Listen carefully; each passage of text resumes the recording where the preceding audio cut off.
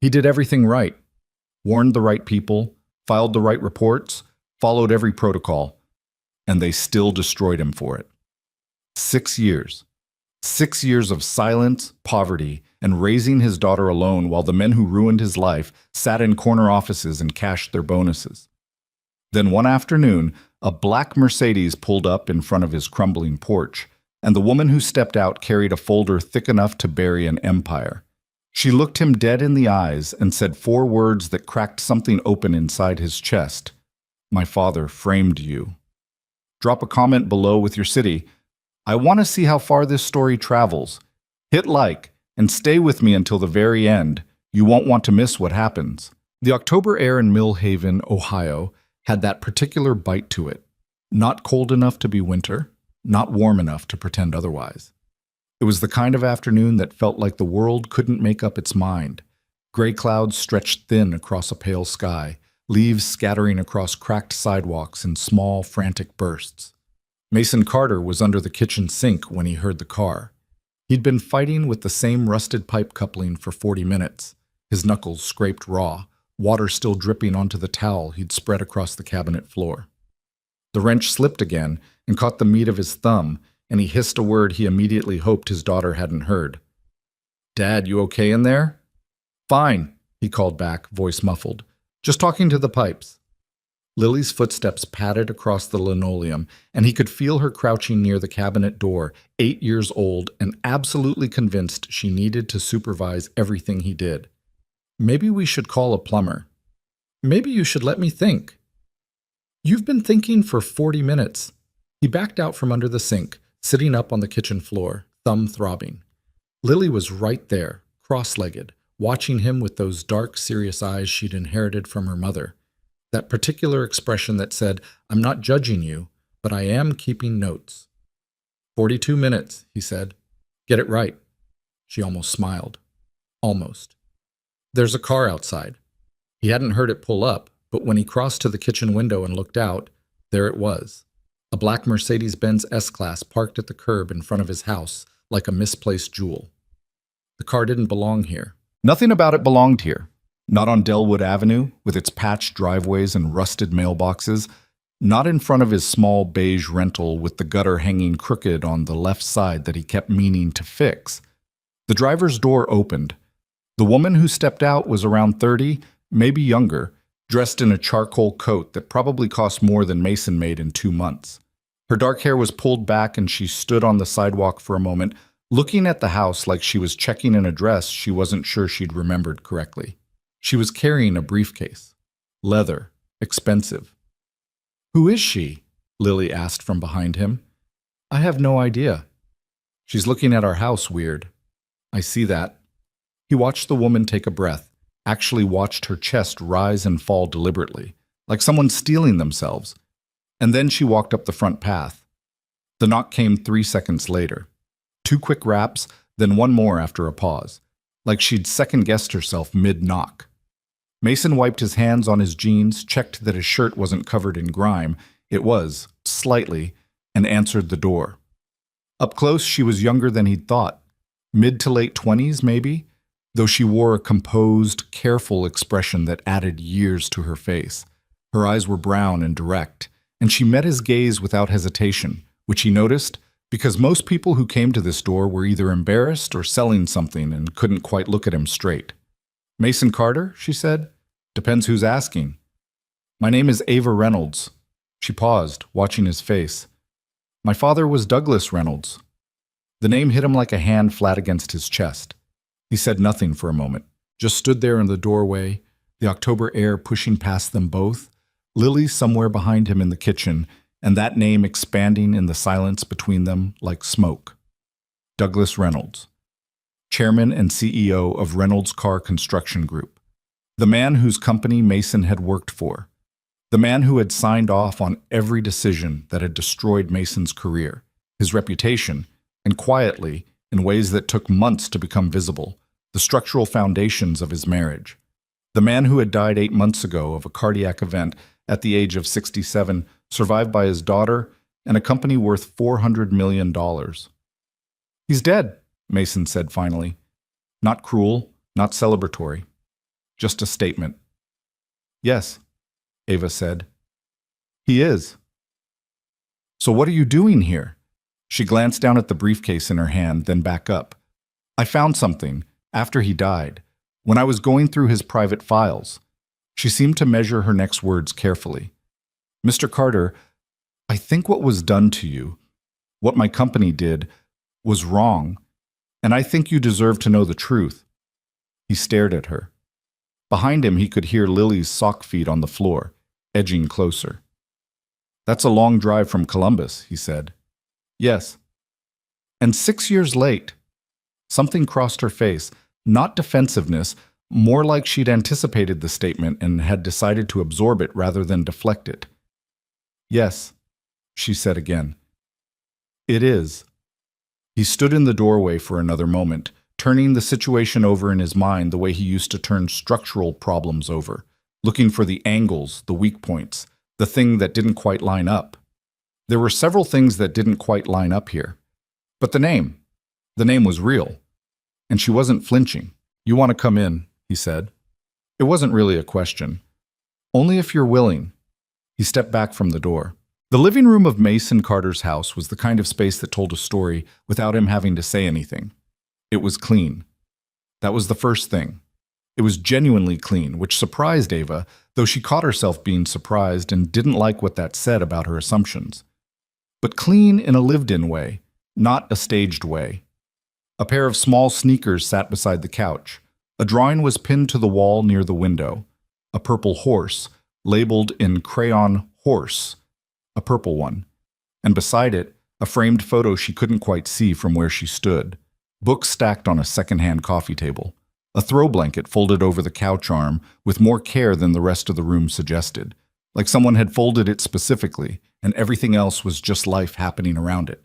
Mason Carter himself was taller than she'd expected from the old personnel files, broad-shouldered with the kind of build that suggested he still worked with his hands regularly, which she supposed he did. She'd found out he was doing general contracting work now, small residential jobs. He looked older than 32. Not old, but worn around the edges in a way that had nothing to do with age and everything to do with what the last 6 years had required of him. He introduced her to his daughter. Lily was small and serious and regarded Ava with frank, uncomplicated suspicion. Are you from Dad's work? She asked. No, Ava said. I'm just someone who needed to talk to your dad about something important. Important good or important bad? Mason put a hand on Lily's shoulder. Hey, go finish your homework. I finished it. Then go start reading. I'm already on chapter 12. Chapter 13 exists, Lily. Lily gave Ava one more long, measuring look, then retreated down the hallway with the air of someone who was absolutely going to be listening from around the corner. Ava suspected she was right. Mason sat in the armchair across from where Ava settled on the couch. He didn't offer coffee, didn't do any of the social lubricant things that people did when they were nervous or wanted to seem welcoming. He just sat, forearms on his knees, and waited. She placed the briefcase on the coffee table. Before I open this, she said, I want to say something. Okay. I didn't know about any of it while my father was alive. She kept her voice even. I need you to know that's not an excuse. It's true. I was 23 when the Aldervale project failed. I wasn't part of the company yet. I didn't have access to anything. She paused. I'm not asking you to believe I'm a good person because I didn't know. I'm asking you to understand why I'm here now. Mason looked at her steadily. Why are you here now? Because he's dead. And because when I went through his office, I found a locked cabinet that nobody else had access to. And inside it was... She stopped, pressed her lips together. Inside it was enough to make me feel sick for a week. A beat of silence. Open the briefcase, Mason said. The case had a combination lock. She opened it with 3 quick turns and lifted the lid, and the first thing that came out was a manila folder nearly 2 inches thick, held closed with a rubber band. She set it on the table between them. Mason didn't reach for it yet. Walk me through it, he said. Before I touch any of it. Tell me what you're saying. Ava folded her hands in her lap. The Aldervale Riverside Project, 2018. Mixed-use development, 14 floors, southeast wing collapse during a construction inspection that killed 2 workers and injured 9 others. I know what it was. You filed structural deficiency reports in the 4 months before the collapse. She kept her voice factual, professional. Like if she let herself waver, she'd lose the ability to finish. You reported inadequate post-tensioning in the floor slab assemblies, substandard aggregate in the concrete mix, and improper curing timelines being pushed by site management to meet the client's deadline. Mason's jaw tightened slightly. That was the only change in his expression. Your reports were received, Ava continued. I have the internal delivery confirmations in that folder. They were received by the project director, the VP of Construction Operations. And she paused. And by my father directly. A copy went to him on each occasion. She kept her voice level. None of your reports resulted in a work stoppage. None resulted in a formal safety review. 2 of the 3 reports were flagged in the internal system as submitted in error and were not forwarded to the regulatory oversight body. The room was very quiet. That's not a clerical mistake, Mason said. No, it's not. Someone made that call. Yes, she touched the folder. There are internal emails between my father and the VP of Operations, a man named Carl Whitmore. They're very specific about what should and shouldn't be kept in official project documentation. And about you specifically, Mr. Carter? She looked at him directly. When the southeast wing collapsed and the investigation began, your name was in those emails as the person who would be positioned as having signed off on the inspection protocols. The silence had a weight to it now. I never signed off on those protocols, Mason said. His voice was completely flat. I know. The signatures on those sign-off sheets were altered or fabricated. I'm not entirely sure which yet. She took a breath. I've had a forensic document specialist looking at copies, but yes, what I'm telling you is that the documentation used to implicate you in the regulatory investigation was either altered or manufactured after the fact. He stood up. Not abruptly, not like he was angry exactly, though anger was part of it. He stood up and walked to the window and stood there with his back to her for a long moment, looking out at Delwood Avenue, at his quiet, crumbling gutter street, at the normal world outside. She waited. When he turned around, his face had shifted. Something underneath the surface, some structure had been adjusted. You're telling me, he said slowly, that they knew. Before the building fell. They knew what I'd reported, and they made a decision to proceed anyway. Yes. And when the wing collapsed and people died, they had my name ready. Yes. They'd already prepared it. Based on what I found, yes, I believe that's what the documents show. He laughed. It was a short, rough sound with nothing funny in it. 6 years, he said. I've been sitting here telling myself maybe I could have done more. Maybe I missed something. Maybe the reports weren't clear enough. Maybe I didn't push hard enough. Maybe... He stopped, pressed a hand over his mouth briefly. 6 years of maybe. Mr. Carter? Mason. The word came out sharper than he intended. Please don't call me that. Mason. She said it quietly. I'm sorry. I know that doesn't mean anything from me. I know it's not enough, but I am... Don't. He held up a hand, not hostile, just stopping her. Not right now. I need a minute. She gave him the minute. He didn't cry. She'd half expected him to, and had been prepared for it, but he didn't. What he did was stand at the window for a while, and then he came back and sat down, and he looked at the folder on the coffee table like it was something that needed to be identified before it could be handled. Tell me about the last 6 years, Ava said. He looked up. I mean, I've read the public record, the regulatory findings, the civil liability settlement, the professional license revocation. She said it carefully, not like she was reciting facts at him, but like she was showing him she'd done the work. But those are documents. I want to understand what it actually looked like. He was quiet for a moment. Then, why? Because I think you deserve to be heard by someone who already knows you were right, and I think She hesitated.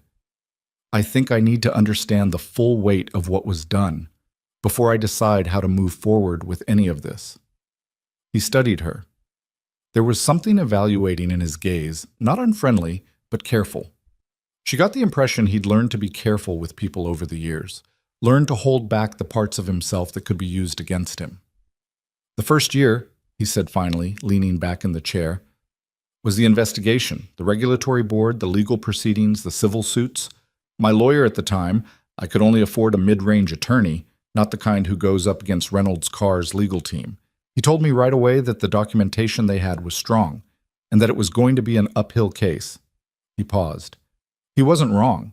By the time it was over, I had a formal regulatory finding of unsafe practice, a civil negligence judgment against me personally, and no professional license. You lost your license, Ava said. I lost everything that required it, which was my entire career. He said it without self-pity, which somehow made it worse. I'd been a safety supervisor for 9 years. That's not a job you transition out of easily. It's not like you can't just go get a job in a different field that pays anything close to what you were making. I had a house, a mortgage, He stopped. Sarah was pregnant with Lily when the collapse happened. She was 6 months along. Ava absorbed that. The stress of it? He exhaled. She was strong, Sarah. She was a strong person. But watching what it did to her, watching what it did to us over those first 2 years, he was quiet for a moment. She got sick. Not from the stress directly, obviously. It was an aneurysm. She was 29. He looked at the framed photo on the wall, the one Ava couldn't quite see from her angle.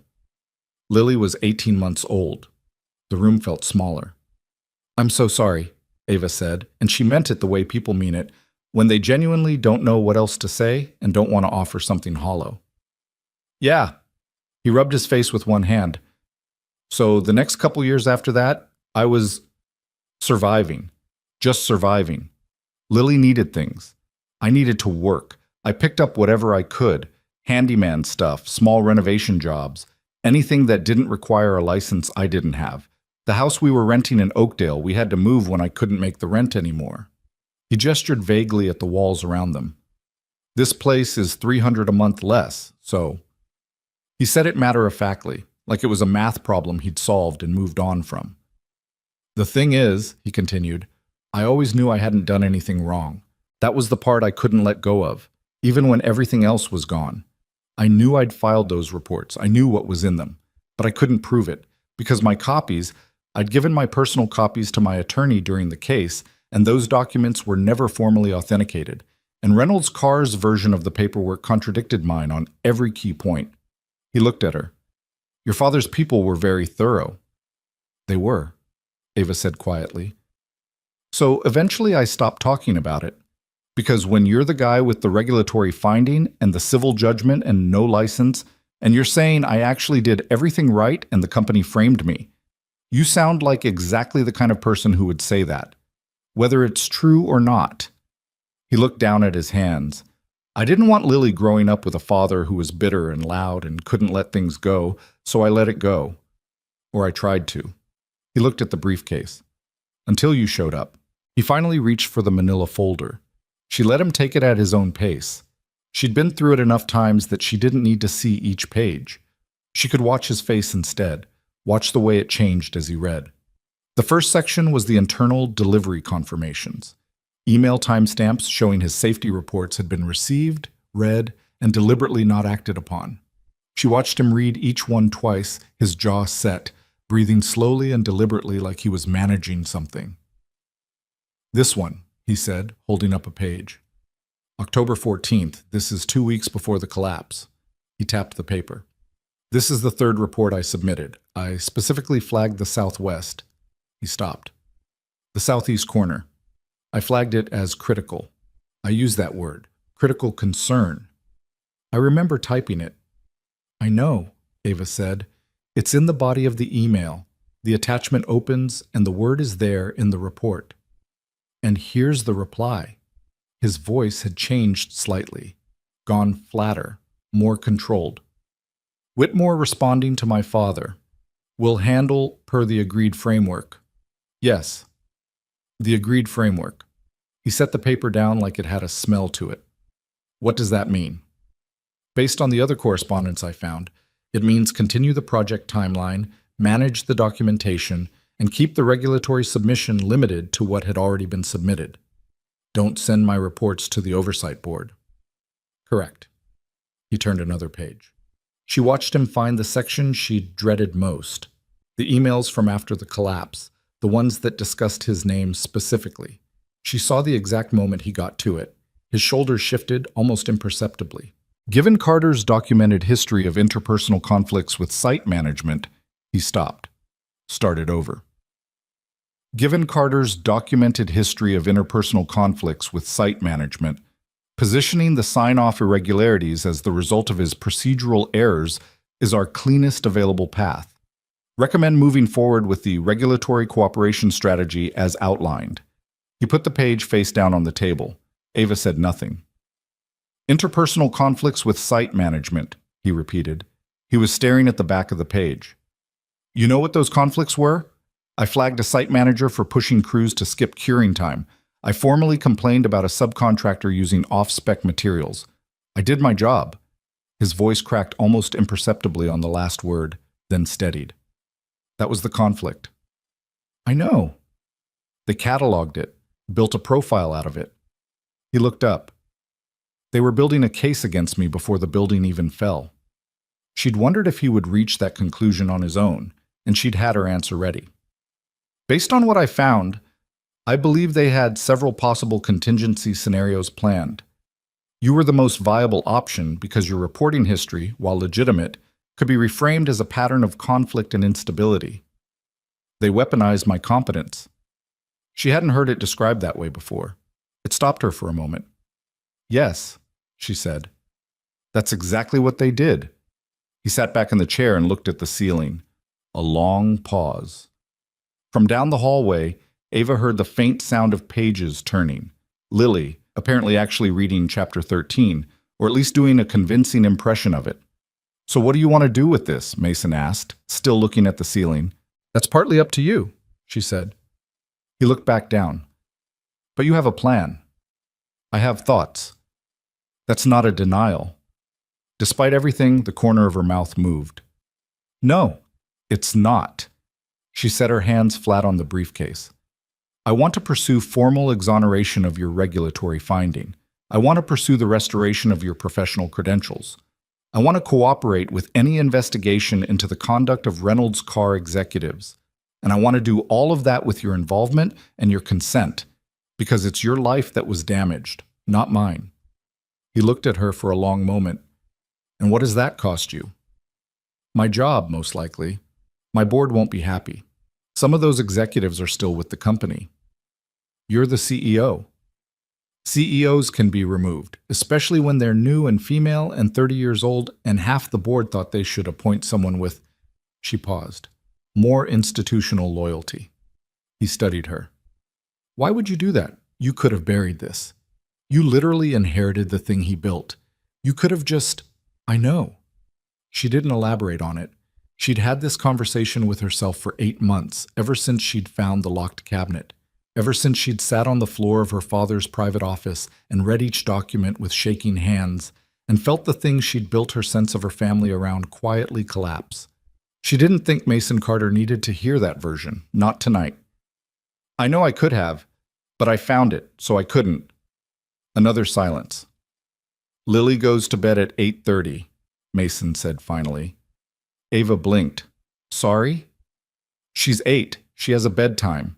He stood up, gathering the papers back into the folder with careful, deliberate hands. You can leave the briefcase. I want to read everything tonight when she's asleep and I can think. He looked at her. Come back tomorrow. We'll talk about what to do next. She left at 8:15.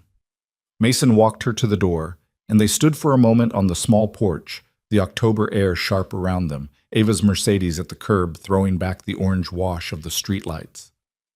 You should know, he said, that I'm not. He stopped, tried again.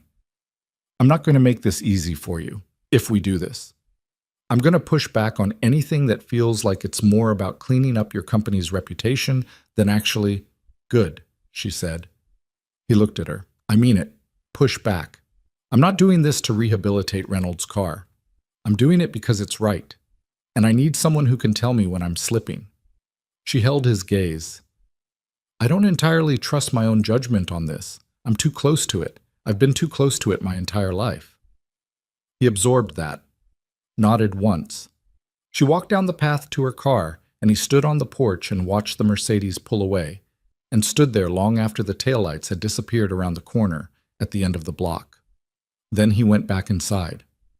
Lily was in the hallway, 8 years old and wide awake and clearly not on Chapter 13. Dad? Yeah. Who was she really? He crouched down to her level. She was watching him with those eyes that always saw too much. He'd never quite figured out if that was a Carter thing or a Sarah thing. Someone who found something that belongs to me, he said. What did she find?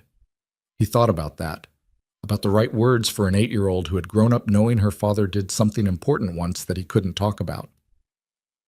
The truth, he said. Lily seemed to process this. Then, is that good or bad? Mason looked down the hallway toward the living room, where the manila folder sat on the coffee table next to an expensive leather briefcase that didn't belong on Elmwood Avenue. Outside, the October wind pushed a handful of leaves against the front door with a dry, scraping sound. I don't know yet, he said honestly, but I think it needed to happen. Lily looked at him for another moment. Then she put her arms around his neck, not dramatically, just quietly, the way she did sometimes without explanation. He held on. Okay, she said against his shoulder. That was all. Just okay. And for the first time in a very long time, in a small rented house on a crumbling street in a town that hadn't given him much reason to hope, Mason Carter felt something shift in the weight he'd been carrying. Not lighter, not yet, but different, like something that had been sealed too long had been cracked open, and the air coming through was cold and unwelcome and true. He put Lily to bed at 8:30 exactly. Then he went back to the living room, sat down on the couch, opened the manila folder, and began to read. He read until 3 in the morning, and when he finally set the last page down, he sat in the dark for a long time, not moving, listening to the house settle around him, listening to the distant sound of wind in the street outside. He hadn't cried at the window earlier. He didn't cry now, but his hands were shaking, and he let them. She came back the next morning at 9. Mason had been up since 5:30, not because Lily needed anything. She slept until 7 on school days, later on weekends, and it was a Saturday, but because he'd eventually given up pretending he was going to sleep and made coffee and sat at the kitchen table with the folder open in front of him and read everything a second time. Then a third. By the time the sky outside started going gray at the edges, he'd read certain sections so many times that the language had stopped looking like words and started looking like shapes on a page, and he knew that was when he needed to stop. He was on his 4th cup of coffee when the knock came. 2 quick raps, then one after a pause. Same pattern as the night before. He hadn't noticed it consciously the first time, but now it struck him as a telling detail. The hesitation built into her knock, the way she second-guessed the last beat. For a woman who wore authority well, there was something uncertain underneath it. He filed that away without knowing why. He let her in. She was dressed differently today. Dark jeans, a gray sweater, no coat. She'd driven 2 hours from Columbus and looked like she hadn't slept much either. There were shadows under her eyes that the composed expression she wore didn't quite manage to hide. She held up a paper bag. I stopped at a place on Route 9. I didn't know if you'd eaten. He stepped back from the door. Coffee's already made. They sat at the kitchen table, which felt different from the living room, less formal, more like 2 people actually trying to figure something out together instead of a presentation being delivered. Lily was still asleep. The house was quiet in that particular weekend morning way where the quiet felt earned rather than imposed. Ava pulled a second folder from the bag alongside the food, a smaller one this time, red, rubber-banded shut. She set it on the table but didn't open it immediately, like she wanted to establish something else first. You read everything? She asked. 3 times. And? He wrapped both hands around his coffee mug. And I have questions. Okay. Carl Whitmore, the VP of Operations, where is he now? Still with the company. He was promoted to Chief Operating Officer 2 years ago. She said it evenly, but something in her jaw tightened. He's been with Reynolds Carr for 22 years. He's one of the board's most trusted people. Which means he's one of the people who's going to fight hardest against anything you do with this. Yes. Who else? She considered. Gerald Foss. He was the project director on Aldervale. He left Reynolds Carr in 2020, started his own firm in Phoenix. He's removed from the company now, but he was directly in the communication chain. His name is on 2 of the emails in the folder. She paused. And there are 3 other executives who would have had operational knowledge based on the project hierarchy. I can't prove their specific involvement yet, but they were in the right positions to have known. Mason nodded slowly. The regulatory board that conducted the investigation. The people who issued my finding, were any of them? I don't know yet. She met his eyes. That's an honest answer. I don't know whether the corruption was contained to Reynolds Carr or whether anyone on the oversight side was compromised. The documents I have are internal. They don't speak to what happened inside the regulatory process. That matters, he said, because if the finding against me is going to be formally challenged, we need to understand how that finding was constructed, whether it was constructed from the outside using the fabricated documentation or whether someone on the inside was helping. She looked at him for a moment. You've been thinking about this. I've been thinking about this for 6 years, he said. I just didn't have anything to think with. She opened the red folder. The documents inside were different from yesterday's, but these were technical. Engineering reports, original structural calculations, material specification sheets. She spread them across the table in a particular order, like she'd rehearsed the layout. These are the original project drawings and material specs for the Aldervale Southeast Wing. I found these in a separate section of my father's files. Not the locked cabinet, but a secondary archive that his personal assistant pointed me toward after I told her what I was looking into. His personal assistant knew? She suspected. She'd worked for him for 14 years and had learned to read the geography of what he kept where. Ava's voice held something complicated when she talked about her father's staff, a mix of respect and something more uncomfortable, like guilt that other people had seen things she hadn't. She didn't know the details, but she knew there were files that never went to legal, never went to the board, files that were his alone. Mason pulled one of the engineering sheets toward him. His eyes moved across it with a speed and sureness that Ava noticed. The technical language wasn't foreign to him. He'd spent 9 years reading exactly these kinds of documents. This is wrong, he said, almost immediately. Which part? He tapped the page. The post-tensioning specification for the floor assemblies. This calls for a specific cable tension and anchor placement. The field inspection reports that were submitted to the regulatory board, the ones that supposedly showed compliant installation, those would have been checked against this. He looked up. But I was there. I was on that floor with a torque gauge in my hand. The tension values I recorded were 30% below this specification. He pulled one of the earlier documents from the folder on his left, the one he'd brought from the living room, and laid them side by side. And here's my original field report, the one they said I falsified. My numbers are right here. They match what this spec requires. My report is showing the discrepancy between what the spec required and what was actually installed. They used your own accuracy against you, Ava said quietly. How? The fabricated inspection sign-offs they submitted, the ones with your name on them, showed compliant values, values that matched the spec. She traced a finger along the document without touching it. So, to the regulatory board, the story read, Engineer submitted report showing compliance. Collapse happened anyway. Engineer must have either falsified the compliant report or conducted an inadequate inspection. He stared at her. They took my actual findings, which showed non-compliance, and they replaced them with fabricated findings showing compliance. And then when the building fell because it was non-compliant, my name was on the compliance reports. Yes? That's not just a cover-up. His voice had gone very quiet. That's a frame-up. That's someone sitting down and constructing a false record specifically to put me in the position of having approved what I actually rejected. Yes, she said again. That's what it is. He pushed back from the table slightly. Not enough to stand, just needing air, a breath of space between himself and the papers.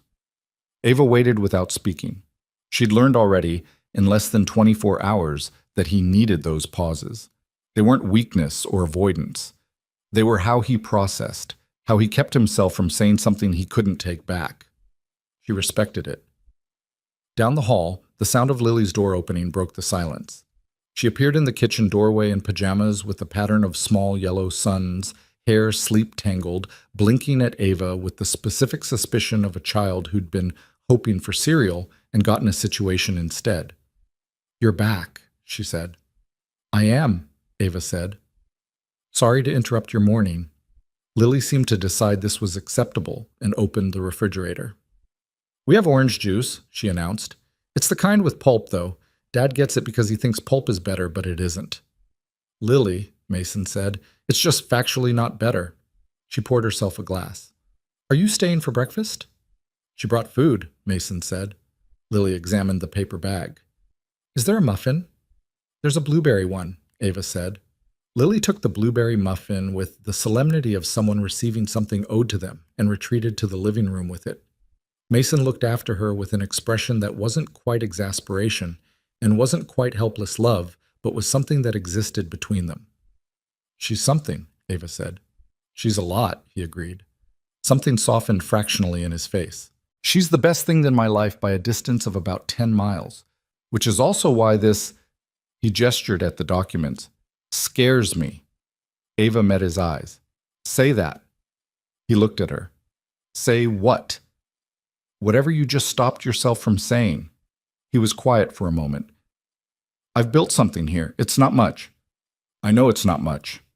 Don't misunderstand me. I'm not pretending this is the life I wanted or planned. But it's stable. It's ours. Lily has school, she has friends, she knows where the food is, and when her dad is coming home." He looked at the papers on the table. "If I pick this up, if I go after this publicly, go after Reynolds' car, go after Whitmore, go after your father's legacy, I don't know what that does to her. I don't know what kind of pressure it brings, what kind of attention." "Those are real concerns," Ava said. "I know you want me to say yes." He said it directly, not accusatorially, just straightforwardly. "I can see that you need this as much as you're telling me I deserve it. So I'm trying to think clearly about what I actually want, separate from what you need and what the right thing to do is." She was quiet for a moment, then, "What do you want?" He looked at the engineering sheets on the table. "I want my license back," he said. "I want that finding struck from the record.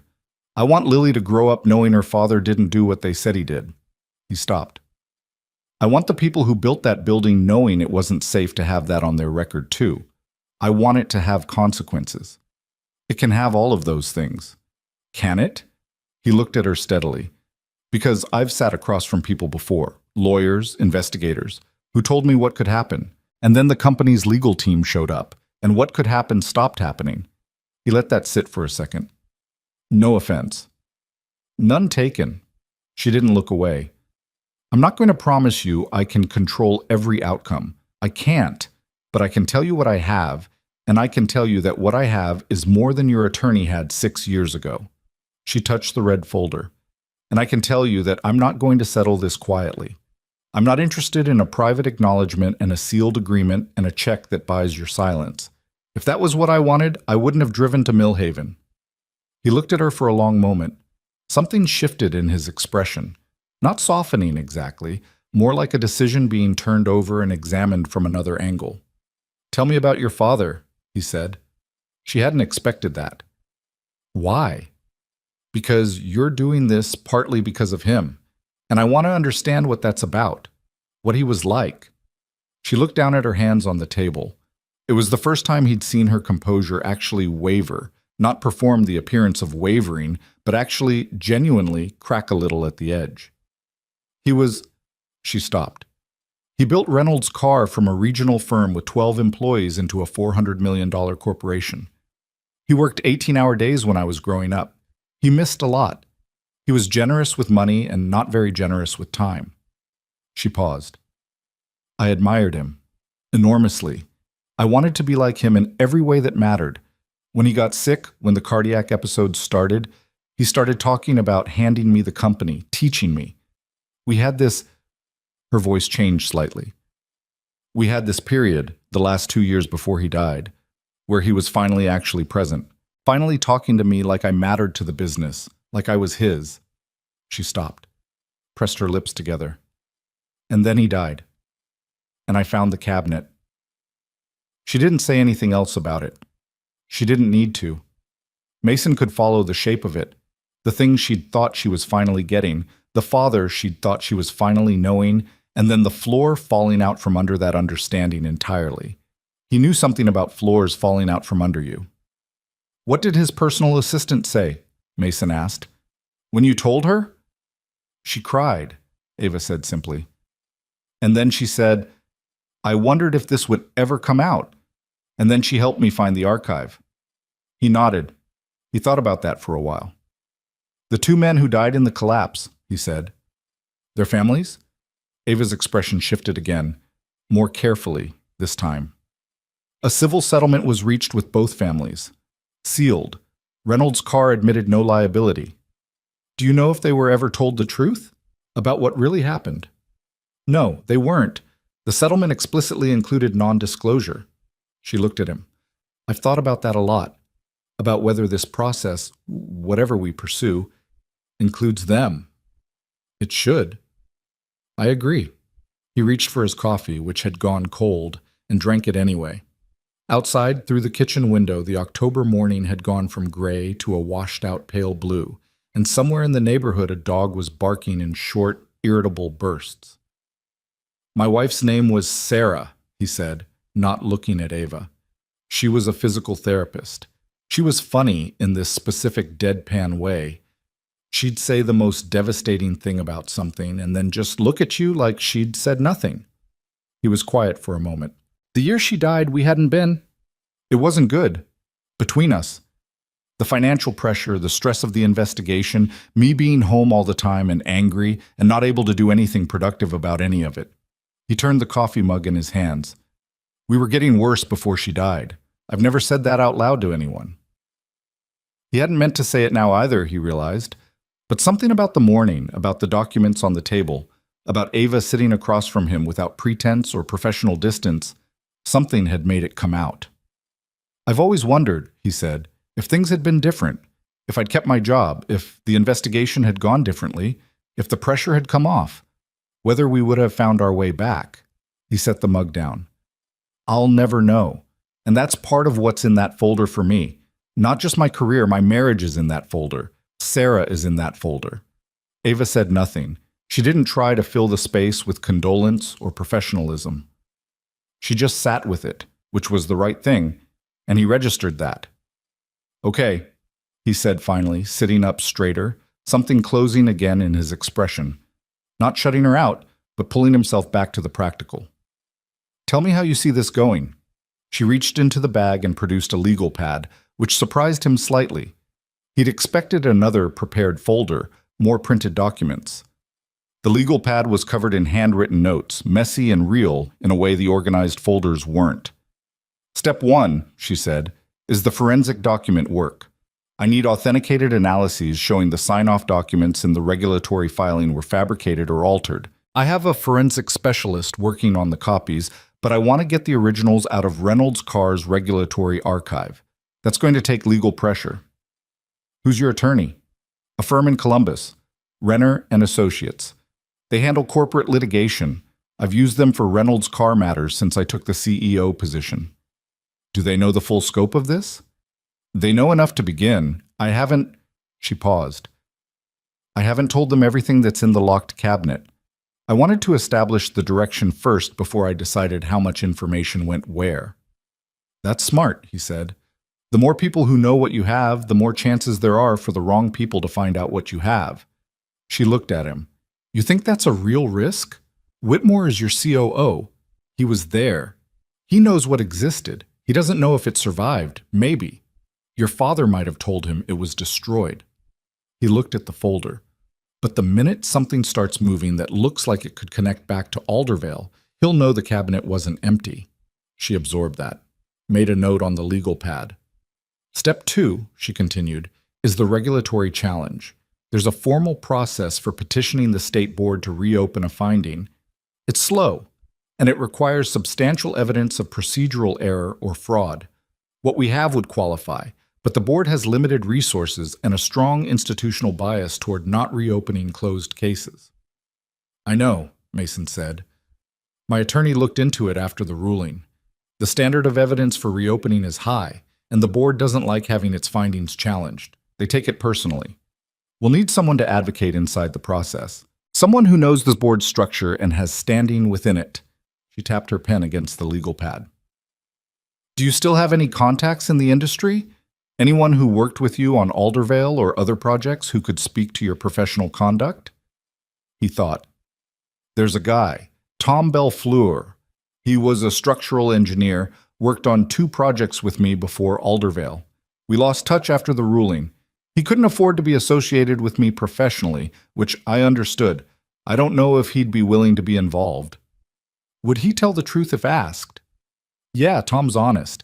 He's got a family. He'd be cautious about putting himself in the middle of something, but he's honest.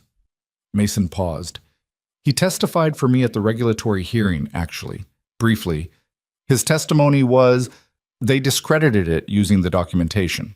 Said the documentation contradicted his account. Which documentation? The fabricated sign-off reports. Mason's voice was flat. The documents that showed my compliance sign-off contradicted Tom's account of what I'd reported to him verbally. The board took the paper over the person. Ava wrote something on the legal pad. If we can get those documents authenticated as fabricated, Tom's testimony becomes corroborating rather than contradicted. His account of your verbal report suddenly fits the real paper trail instead of conflicting with the false one. She looked up. That changes the entire shape of the regulatory hearing. You've been planning this for a while, he said. 8 months, she said, since I found the cabinet. I've had 8 months of board meetings and financial reviews and executive lunches and smiling at Carl Whitmore across conference tables. Something came into her eyes. Not quite anger, more like the accumulated weight of sustained performance. Pretending I don't know what I know it's taken something out of me. He understood that. The performance of normalcy when something true was pressing against the inside of it. He'd done it for 6 years at a different kind of scale, but he understood the bone-tiredness of it. There's something else, she said. She put the pen down. Something I didn't show you yesterday because I wanted to see how you handled the rest first.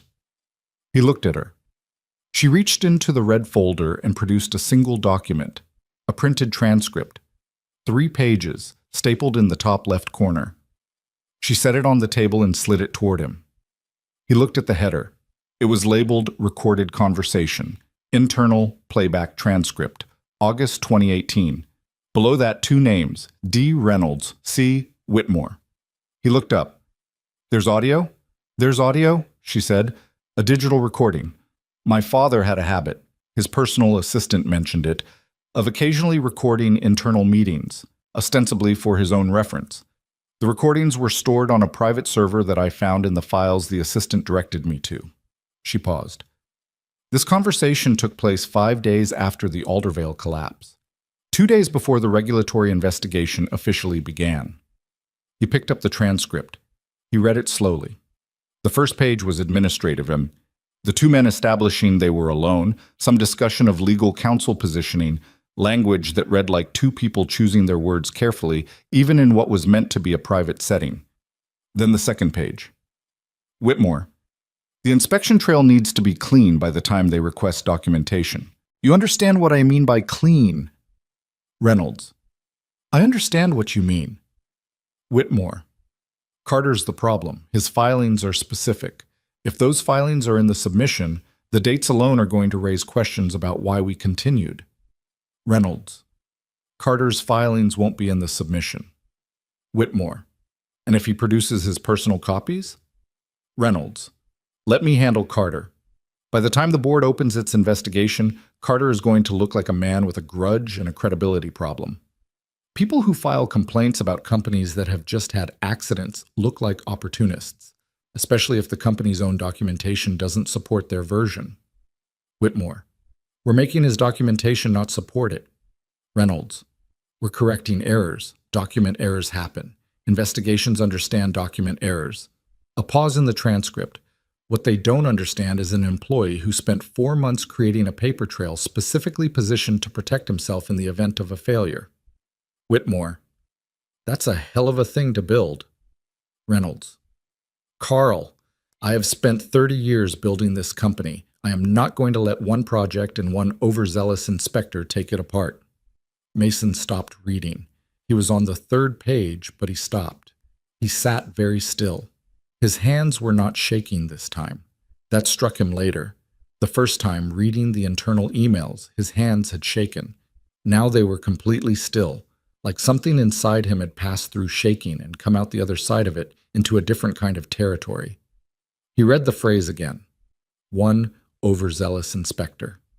That was him. 6 years ago, in the weeks before they dismantled his life, Douglas Reynolds had sat across from Carl Whitmore and described Mason Carter as one overzealous inspector. He set the transcript down. That's his voice, Ava said quietly. On the audio. I've listened to it. That is absolutely my father's voice. He looked at her. He called me overzealous, Mason said. I was doing exactly the job they paid me to do, filing exactly the reports the regulations required. And he called me overzealous. Ava held his gaze. Yes. And he was going to let it stand. Mason looked at the transcript. He had 32 years of my father's taxes and a safety supervisor's salary on his conscience, and he was going to let it stand. I don't think he lost sleep over it, Ava said carefully. I want to be honest with you about who he was, because I spent 8 months pretending to myself that there was a version of the man I knew that was separate from the man in these documents, and I don't believe that anymore. She paused. He was capable of great things. He was also capable of this. Both of those things are true. Mason was quiet for a moment. Do you hate him? She thought about it for longer than he expected. Some days I'm just sad. Sad that this is what's left. She looked at the documents. I keep thinking about the last 2 years when he was sick and we were finally talking and I thought I was getting to know him. And now I wonder how much of that was real. How much of the warmth and the closeness was real, and how much was an old man tying up loose ends in his own way. She stopped. That's the thing I can't figure out. He didn't try to answer that. Some questions weren't solvable. They just had to be lived with. The audio, he said. Who else knows it exists? 2 people. Me and you. She paused. And Renner, my attorney. She knows there's a recording, but hasn't heard it. We need to get it into the right hands before anyone finds out it exists, he said. Because the minute Whitmore has any indication that your father's private files survived and are being accessed, he's going to start working on preemptive legal strategy. I know. We have a narrow window. I know that too. She picked up the pen again. That's why I drove to Millhaven, because this has been sitting in my possession for 8 months while I tried to figure out how to do this in a way that didn't require me to blow everything up.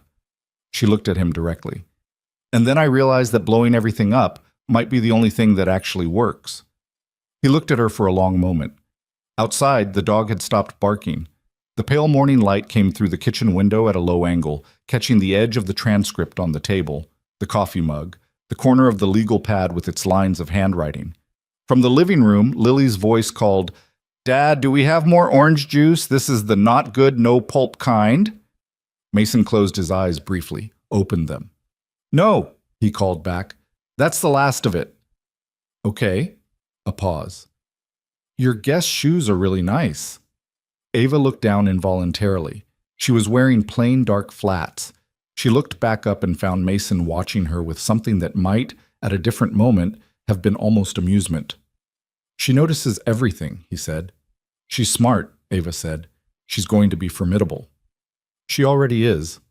He looked toward the living room doorway, then back at Ava. I want to speak with Tom Belfleur, before anything else. I want to know if he'll be part of this, because if he won't, we're missing a piece that I think matters. I'll get you his current contact information. I can find it through company records. Reynolds' car contracted with his firm after Aldervale. She noted it on the legal pad. and I want to read the rest of what's in that secondary archive. Not summaries, the actual documents. I'll bring them. I can bring the full set in organized files. It's substantial, but I can structure it so you can work through it systematically. She paused. I want you to understand everything before we move. Not because I'm asking for permission, but because you're the person who was there. You're the person who actually ran those numbers and filed those reports and stood on that floor with a torque gauge in your hand. I can read these documents, but you can read them. She held his gaze. You see things in them I probably miss. He acknowledged that with a slight nod. It was the right thing to say, and she'd said it without making it sound calculated. One more thing, he said. He reached across the table and picked up the transcript again, and turned to the last page. He read the final exchange once more. At the bottom, Douglas Reynolds' voice, after a long pause in the recording. Just make sure it holds. Once the investigation closes, this has to hold for good. And Whitmore's response? It'll hold. Mason set the transcript down. It didn't hold, he said. 8 months ago, Douglas Reynolds' own files came apart in his daughter's hands. He looked at Ava. He was wrong about that. She said nothing. Her eyes were very still. He was wrong about me too, Mason said. I wasn't overzealous. I was just doing my job. He pushed the transcript back across the table toward her. Let's make sure everyone knows it. She picked it up and tucked it back into the red folder, pressed the rubber band around it with more force than necessary. Her hands were steady, but barely. Outside, October had decided to actually be cold, the kind of cold that meant it, and the kitchen window had fogged slightly at the corners. Somewhere in the house, Lily had turned on the television. The low murmur of a Saturday morning cartoon drifted in from the living room, incongruously cheerful against everything laid out on the kitchen table. Mason and Ava sat in the quiet space between all of it. The documents, the cold, the distant television, the hard practical weight of what came next. And for a few minutes, neither of them said anything at all. It wasn't comfortable silence. It wasn't easy. But it was honest, and they were both, it turned out, people who could sit with honest discomfort without filling it with noise. That mattered. They would need it. What was coming was going to require everything they had. Tom Belfleur lived 40 minutes outside Millhaven in a town called Grover's Creek, which was the kind of place that had a diner, a hardware store, a volunteer fire department, and not much else to recommend it except that property taxes were low and people mostly left each other alone. Mason drove out there on a Tuesday afternoon, 3 days after Ava's second visit, without calling ahead. He hadn't called ahead because he didn't know what he'd say on the phone, and because he suspected Tom might find a reason not to be home if he knew Mason was coming. Not out of malice. Tom Belfleur wasn't a malicious man, but self-preservation was a real thing, and Mason understood it. The house was a ranch style with a detached garage, the kind of property where someone had clearly put work in over years. A new roof that didn't match the age of the siding, flower beds that had been planted with care and were now going dormant for winter, a truck in the driveway that was old but maintained. Mason sat in his car for a moment, watching the house, and then got out. Tom answered the door in work clothes, holding a wrench, which meant he'd been in the garage. He was 51 now, heavier than Mason remembered, with gray coming in at the temples and a beard he hadn't had 6 years ago. He looked at Mason for a full 3 seconds before he said anything. "Mason Carter," he said. "Hey, Tom." Another pause. Tom's eyes moved past him to the car, then back. "You alone?" "Yeah." He stepped back from the door. "Come in then. Let me wash my hands." The inside of Tom Belfleur's house smelled like coffee and machine oil and something cooking in a slow cooker somewhere in the back. Family photos on the walls. A woman Mason didn't recognize, 2 teenage kids, a dog. A life. Solid and real and assembled carefully. Mason stood in the entryway and was conscious of the contrast to his own house, not with envy exactly, but with the particular awareness of someone who understood how things could have gone differently. Tom came back from the kitchen drying his hands on a towel. "Sit down. You want coffee?" "I'm fine." They sat in the living room. Tom in the armchair, Mason on the couch, which was apparently where Mason had all his significant conversations now. Tom set the wrench on the side table with a deliberateness that suggested he wasn't quite ready to pretend this was a casual visit. It's been a while, Tom said. 6 years. 6 years. Tom nodded. You doing okay? Better than I was. Mason put his hands on his knees. I'm not going to ease into this, Tom. I drove out here because something's happened, and I needed to tell you in person. Tom's expression shifted. Not alarm exactly, but the particular stillness of someone bracing. Okay. New evidence has come to light about Aldervale. Evidence that proves what I said in 2018 was true. Evidence that proves the documentation used against me in the regulatory proceeding was fabricated. Tom sat very still. Evidence that came from inside Reynolds' car, Mason continued. From Douglas Reynolds' private files, including an audio recording of Reynolds and Carl Whitmore discussing how to position my reports and my name to protect the company after the collapse. The silence stretched long enough that Mason could hear the slow cooker bubbling faintly in the back. That's... Tom stopped. Started over. Who has this? Ava Reynolds, his daughter. She's the current CEO. She found it after he died, and she came to me. Tom exhaled slowly through his nose. He looked at the wrench on the side table like it had become interesting. Why'd she come to you? Because it's my name on the finding. Yeah. Tom rubbed the back of his neck. Yeah, that makes sense. He was quiet for a moment.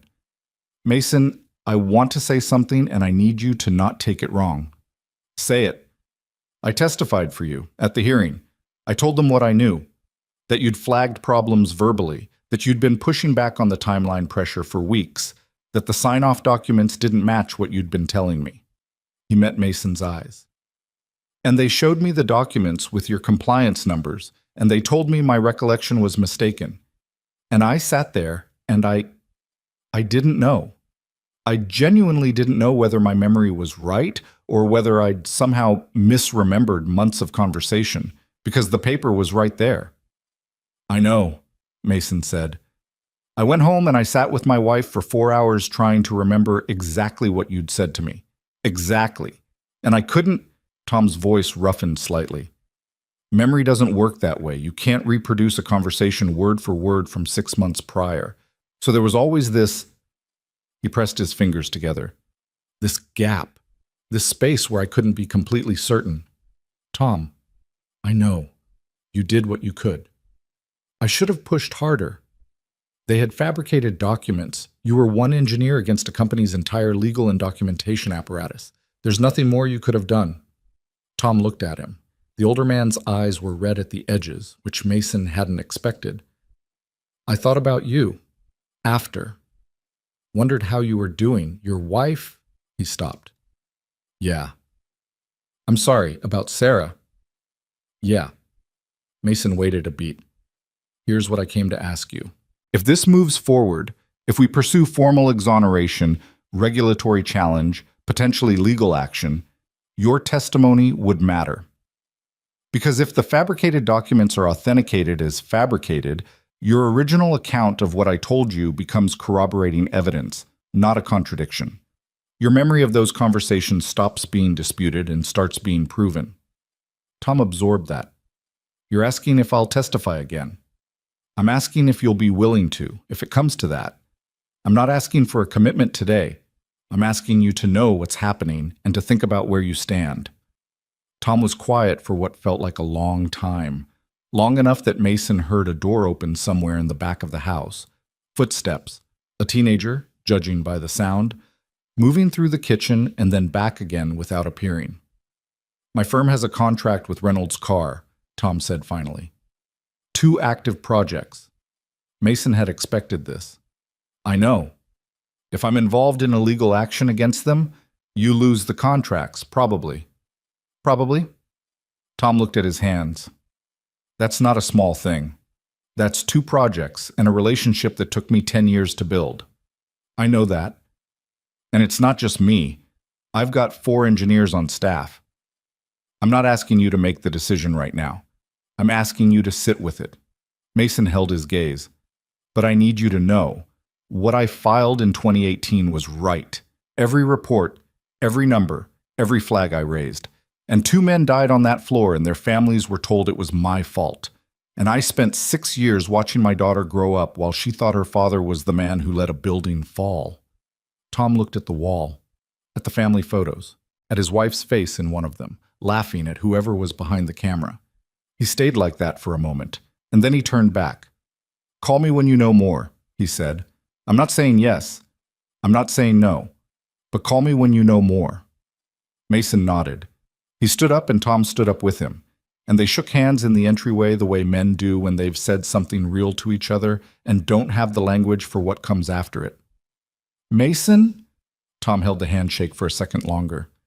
"I'm glad she found you. I'm glad someone finally—" He didn't finish it. "Yeah," Mason said.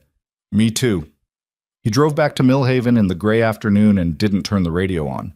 The thing about hope he'd learned over 6 years was that it was more dangerous than despair. Despair had a floor to it. You hit bottom and you stopped falling and you could start figuring out how to live at the bottom. Hope had no floor. Hope kept you reaching for something that might not hold your weight, and falling from hope was longer and harder than falling from anywhere else. He was reaching again. He could feel it. He wasn't sure if that was strength or stupidity. 3 days after the visit to Tom Belfleur, the first letter arrived. It came addressed to Mason Carter on Delwood Avenue from a law firm called Hargrove, Pemberton and Cross, based in Columbus. The letterhead was thick and expensive feeling, the kind of paper that was meant to communicate seriousness before you'd read a word. He opened it at the kitchen table while Lily was at school and read it twice. The language was careful and technically civil and absolutely a threat. It referenced, without specifics, recent communications and inquiries potentially related to the Aldervale Riverside project and informed Mason that any actions undertaken to relitigate settled matters could expose him to significant legal liability. It mentioned the existing civil judgment against him. It mentioned that Reynolds Carr had a standing interest in ensuring settled regulatory matters remained settled. It wished him well. He called Ava before he'd finished his second read-through. "I got a letter," he said when she picked up, "from Hargrove, Pemberton, and Cross." A short silence. "That's Reynolds Carr's outside counsel." "I assumed." "How did they know to contact you?" Her voice had shifted, still controlled, but with something underneath it, a tightened quality. "The only people who know I came to you are—" She stopped. "My assistant scheduled the drive. She knew I was going to Millhaven." "Do you trust her?" "I thought so." A pause. She might not have said anything deliberately. Calendar access within the executive suite is another pause, longer. "Whitmore has access to executive calendars. Standard practice. I never thought about it." "He's been watching your schedule." "Apparently." He could hear her breathing. "Mason, I'm sorry. I should have been more careful." "You didn't know, but now we do." He looked at the letter. "This is how they operate. Send something early that sounds legal and official and scares people into backing down before anything's filed." He set the letter on the table. "I've seen this before. The first week of the regulatory investigation, my attorney got 3 letters like this. Different subjects, same purpose." "Did it work?" "It worked on my attorney. Somewhat. Made him cautious in ways that weren't helpful." He was quiet for a second. "It's not going to work on me this time." He heard something that might have been the beginning of relief in her voice. "I'm calling Renner. We need to accelerate the forensic authentication timeline. We also need to talk about how information is being shared internally at Reynolds Carr. Whitmore knew I was on your radar fast enough to generate a legal letter. That means he or someone close to him has eyes on things. You need to assume your email is being monitored. I'm the CEO. By the board, you said doesn't trust you, and Whitmore has been there 22 years. Think about who owns what, structurally." He paused. "I'm not trying to—" "No, you're right." She said it quickly, like she didn't want to argue with something true. "You're right. I'll route communications through my personal attorney going forward, not company systems." After he hung up, he sat at the kitchen table for a while with the letter in front of him and thought about Lily, who was at school right now in her 3rd grade classroom, probably arguing with her teacher about something, who had no idea that the world her father was quietly moving around in had just gotten more complicated. The letter had an address on it.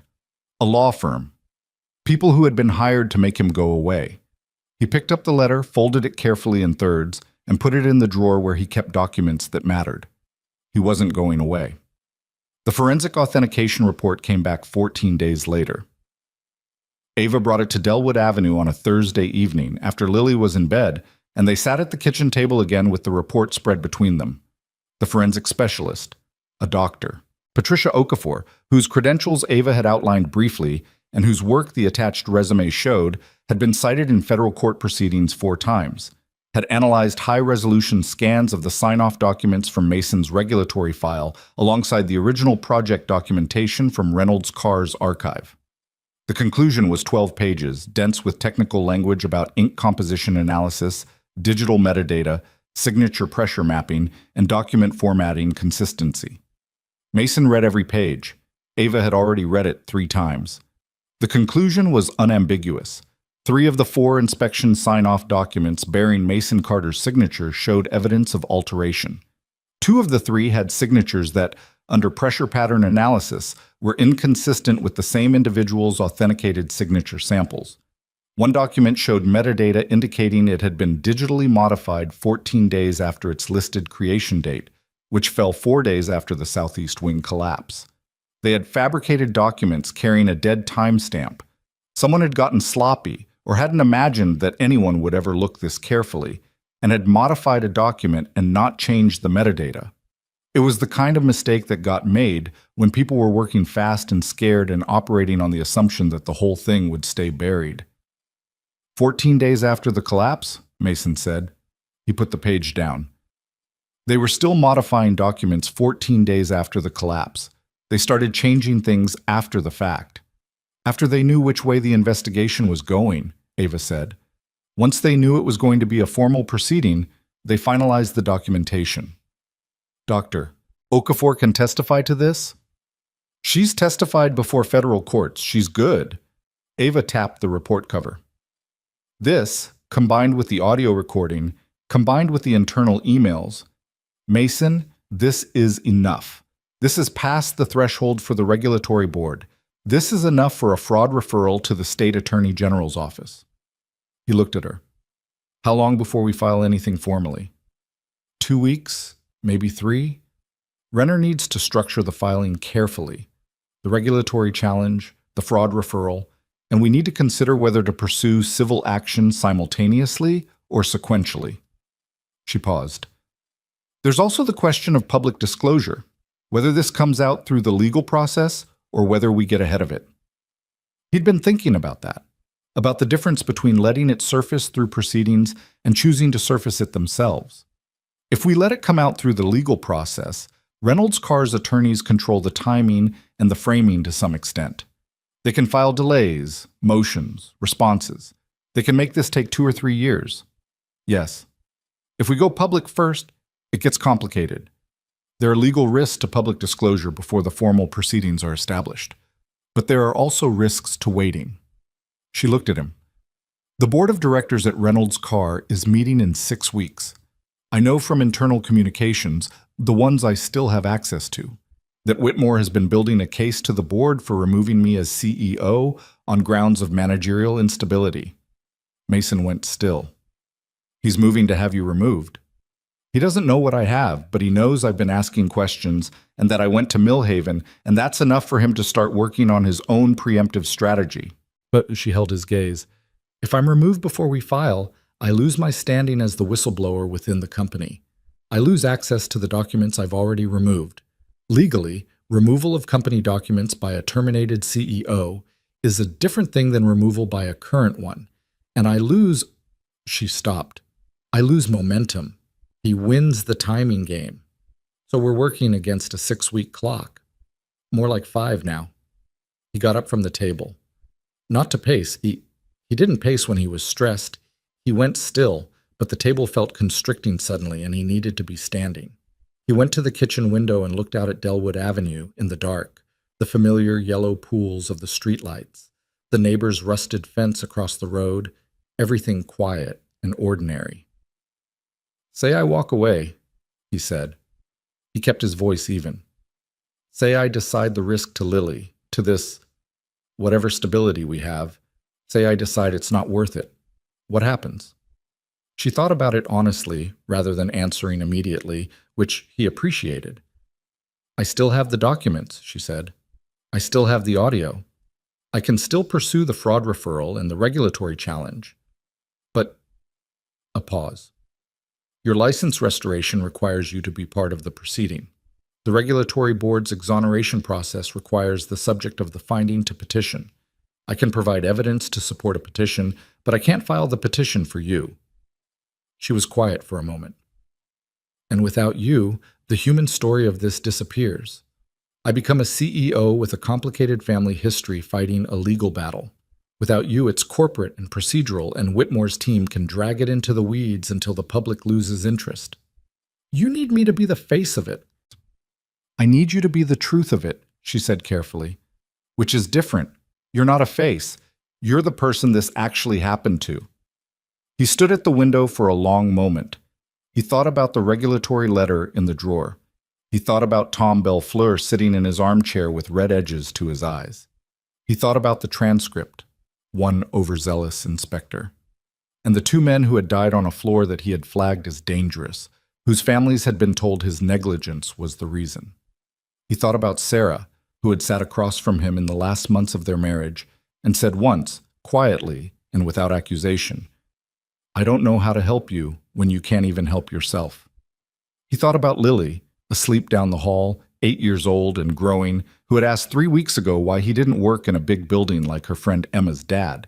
And he'd said it was complicated, and she'd said, okay, in the tone of someone who'd learned not to push on certain things, but remembered everything she'd decided not to push on. He thought about what it would mean for her, not in the abstract, but specifically. If he pursued this, and it worked, if she grew up knowing the actual story, if someday, when she was old enough to understand it fully, she could read the documents herself and see that her father had stood on a dangerous floor with a torque gauge and done his job and told the truth and never stopped being right even when they made him pay for being right. He turned around from the window. I'm not walking away, he said. Ava looked at him. I need to tell you why, he said, not because you need a reason, but because I need to say it out loud. He came back to the table but didn't sit. When Sarah died, I made a decision. I was going to do right by Lily, and I was going to stop letting what happened define me. I was going to build something quiet and functional and honest, and that was enough. He looked at the report on the table, and I did that. For 5 years I did that. And it was enough, most of the time. He paused. But the thing I couldn't figure out, the thing I couldn't resolve no matter how quiet I kept, was how I was going to tell her. When she was old enough to ask the real question, not, why don't you work in a big building, but Dad, what actually happened? How was I going to answer that? He sat down. I couldn't tell her the truth because the official truth was a lie. And I couldn't tell her the real version because it was unverifiable and I'd sound like every man who'd ever done something wrong and refused to take responsibility for it. He looked at Ava. You gave me something I didn't have. You gave me proof. You gave me the ability to look my daughter in the eye someday and say, here's what happened, and here's the evidence, and here's what we did about it. His voice was steady, but only just. I'm not walking away from that. I don't care what letters they send. Ava had been watching him throughout this, very still, her hands flat on the table. She didn't respond immediately. She looked like someone absorbing something that had weight. Okay, she said finally. Then we do this. What followed in the next 72 hours was the kind of activity that Mason would later describe to Tom Bellefleur as controlled chaos, emphasis on the word controlled, though that was being generous. Ava escalated her communication with Renner's firm to daily calls. The forensic report was secured in 3 separate locations, physically and digitally. A second copy of the audio file was placed with Renner herself in a sealed evidence package. And then, on a Friday morning, 11 days after the forensic report arrived, something happened that none of them had planned for. Mason's phone rang at 7:15 in the morning while he was making Lily's school lunch. The number was one he didn't recognize, Columbus area code, but not Ava's number. Mr. Carter. The voice was male, measured, with the careful neutrality of someone trained to convey messages without inflection.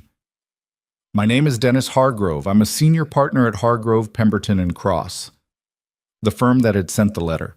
Mason set down the knife he'd been using and moved to the hallway, lowering his voice. I'm going to guess this isn't a courtesy call. I've been asked to contact you directly by my client. A pause. Specifically by Mr. Carl Whitmore. That was a different thing than being contacted by the firm's general counsel. Whitmore reaching out through his personal outside counsel was a different thing entirely, and Mason was aware of exactly what it meant. Whitmore was personalizing this, moving outside the company's normal legal structure. What does Mr. Whitmore want? Mason said. Mr. Whitmore wants you to understand that the matters related to Aldervale were settled thoroughly and finally by both the regulatory proceeding and the civil litigation. He wants you to understand that any attempt to reopen those matters will be opposed vigorously and at considerable expense. Another pause. The man was very good at measured pauses, which meant they were deliberate. He also wants you to understand that there are avenues available to address any legitimate concerns you might have about your professional standing through appropriate channels, avenues that don't require public litigation. He's offering something. He's suggesting that dialogue might be more productive than adversarial proceedings. Tell me what dialogue looks like. A third pause. Longer. I'm not authorized to discuss specifics in an initial contact, but I can say that Mr. Whitmore is aware that your professional license was a casualty of a difficult proceeding, and that there might be avenues to address that outcome through goodwill measures, without me doing anything that embarrasses his company. Hargrove didn't answer that directly. Without protracted litigation that benefits neither party. Mason leaned against the hallway wall. Down the kitchen, he could hear Lily asking where her lunch was. Mr. Hargrove, he said, I appreciate the call. Please tell Mr. Whitmore that I've received his message, and please tell him that goodwill measures are not what I'm looking for. Mr. Carter, tell him I'm looking for the truth, in the public record, with my name on the right side of it. He kept his voice absolutely flat. That's the only conversation I'm interested in having. He hung up, stood in the hallway for a second. Dad, Lily appeared at the kitchen doorway. My lunch. Right. He pushed off the wall and went back to the counter. His hands were steady. He finished making her sandwich, wrapped it, put it in her bag. Who was that? Lily asked. Someone from work stuff. The important stuff? He looked at her, 8 years old, backpack already on, watching him with those eyes. Yeah, he said. The important stuff. Is it going okay? He handed her the lunch bag. Getting there, he said. She took the bag and gave him a look that suggested she found this answer inadequate, but was choosing to accept it for now, and then she went to get her shoes. Mason stood at the counter and listened to her moving around the living room. The small, specific, irreplaceable sounds of his daughter in the morning in his house. And he thought about Whitmore on the other end of a phone line, in a corner office, making calls at 7:15 in the morning because he was scared. Good, Mason thought. He should be scared. Ava called at 8:30, after Mason had dropped Lily at school. Hargrove called me too, she said, and her voice was different from any version of it he'd heard before. Not controlled. Not composed. Something that had moved past, composed into something raw. 15 minutes ago, not Hargrove himself, one of his associates. They're suggesting that I'm operating outside my fiduciary responsibilities as CEO by pursuing inquiries related to settled legal matters. Whitmore's threatening your position. He's threatening to call an emergency board meeting. She paused. Mason, an emergency meeting can be called with 48 hours' notice. If he calls one, I have 48 hours. He thought fast. Then we have to file before 48 hours. Renner says we're not ready. The regulatory petition needs another week of... Then what can we file in 48 hours? Silence. He could hear her thinking. The fraud referral, she said slowly, to the state attorney general. That doesn't require the same preparation as the regulatory petition. The evidence package we have now, the forensic report, the emails, the transcript, that's enough to open an investigation. If we file a fraud referral, it becomes a matter of public record. Yes. Whitmore can't unknow that we filed it. No. And the board can still remove you, but removing a CEO who just filed a fraud referral against a former executive starts to look a lot different to the public and to the regulators than removing a CEO for managerial instability. Yes, her voice had steadied. That's exactly what it looks like. Then we file the fraud referral, Mason said, and we stop hiding what we're doing. A pause. There's something I should have told you earlier, she said. He waited.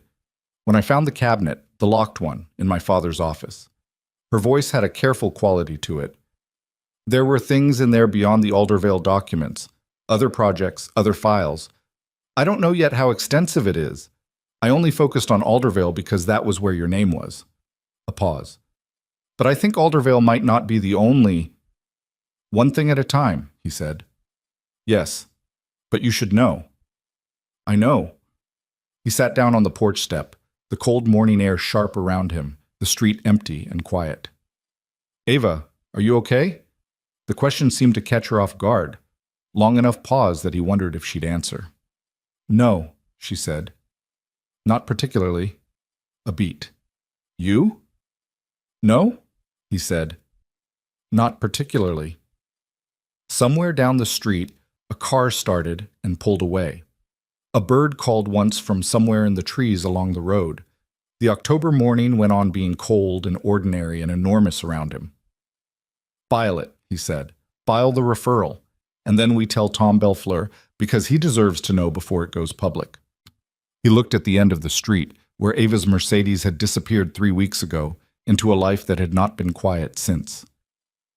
And then we stopped running from it. She said yes. He sat on the porch step for a long time after she hung up, hands between his knees, looking at the street. The fear was there, real, physical, living in his chest like something that had teeth. He wasn't going to pretend it wasn't. He was a man with a daughter and a rusted gutter and 4 cups of cold coffee this morning, and he was about to go up against the kind of institutional power that had already taken everything from him once. But he had something he hadn't had the first time. He had the truth with documentation attached. He went inside to get his keys. The fraud referral was filed on a Wednesday morning at 10:47, submitted electronically to the Ohio Attorney General's office through Renner and Associates, with a physical evidence package delivered by courier to the Columbus office simultaneously. Renner had worked through the weekend to compress what should have been a week's preparation into 40 hours. And the result was not perfect. She'd said so herself twice on Sunday evening, but it was complete, and it was documented, and it had the forensic report attached, and it had the transcript attached, and when the AG's intake office opened the package, they were going to find enough material to open a formal investigation without question. Mason knew it had been filed because Ava texted him 2 words at 10:49. It's done. He was on a job site in Mill Haven when the message came through. A bathroom renovation for a couple on the north side of town. Nothing complicated. The kind of work he could do with part of his attention while the other part lived elsewhere. He read the text standing on someone else's bathroom tile with grout on his hands, and he stood there for a moment with the phone in his palm and felt something he couldn't immediately name. Not relief. Not fear, though there was fear too. Something more like the sensation of having stepped off a ledge and being past the point of catching yourself, where the only available direction was down or through. He texted back. Okay. She called Tom Belfleur herself that afternoon because Mason had asked her to, partly because he thought Tom deserved to hear it from the person who had the documents, and partly because Mason didn't trust himself to be fully neutral on that call. He wanted it, needed Tom to understand what was happening and choose his own position freely, and he knew that his own voice on that call carried weight that might not leave Tom room to breathe. Tom called Mason at 6 that evening. Lily was doing homework at the kitchen table, so Mason took the phone to the back porch, standing in the cold with his jacket half zipped. She called me, Tom said. I know. She's something, the Reynolds woman. He paused. She was direct. Told me exactly what was filed, what it meant, what she thought would happen next. Yeah, she tends to do that. I told her I'd testify. Tom's voice had a roughness to it, like he'd been thinking hard and the thinking had worn something down. I told her when the time comes, I'll say what I said in 2018, and this time there won't be a fabricated document to contradict me. He stopped. Mason, I called Reynolds Carr's project manager this afternoon. Told him we were stepping back from the active contracts due to capacity constraints. Mason went still. Tom, don't. I made the call. It's made. He sounded like someone who'd argued with himself for several hours and was finished arguing. 4 engineers on staff, and every one of them knows what happened in 2018. They know who you were.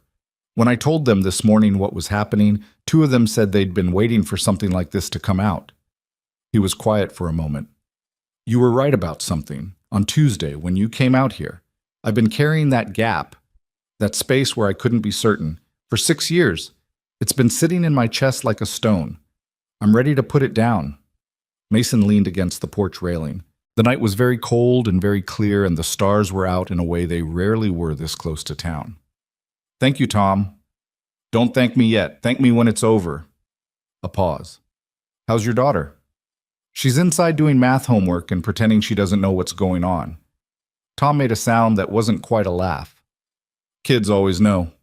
Yeah, Mason said. They do. After he hung up, he stood on the porch for a few more minutes before going back inside. Through the kitchen window, he could see Lily at the table, head bent over her worksheet, pencil moving. She looked up once, found him watching through the glass, and gave him a brief, serious look before going back to her work. She knew something was happening. She'd known since the first day Ava pulled up in the Mercedes. She was 8 years old, and she hadn't pushed on it because she was, in her specific way, trying to give him room. The awareness of that, of his 8-year-old daughter deciding to give him room, sat in his chest with the weight of something precious and almost unbearable. He went back inside. The 48 hours that followed the filing were loud in ways that didn't involve sound. Nothing visible happened. No reporters, no calls from television stations, no sirens. The fraud referral was not yet public.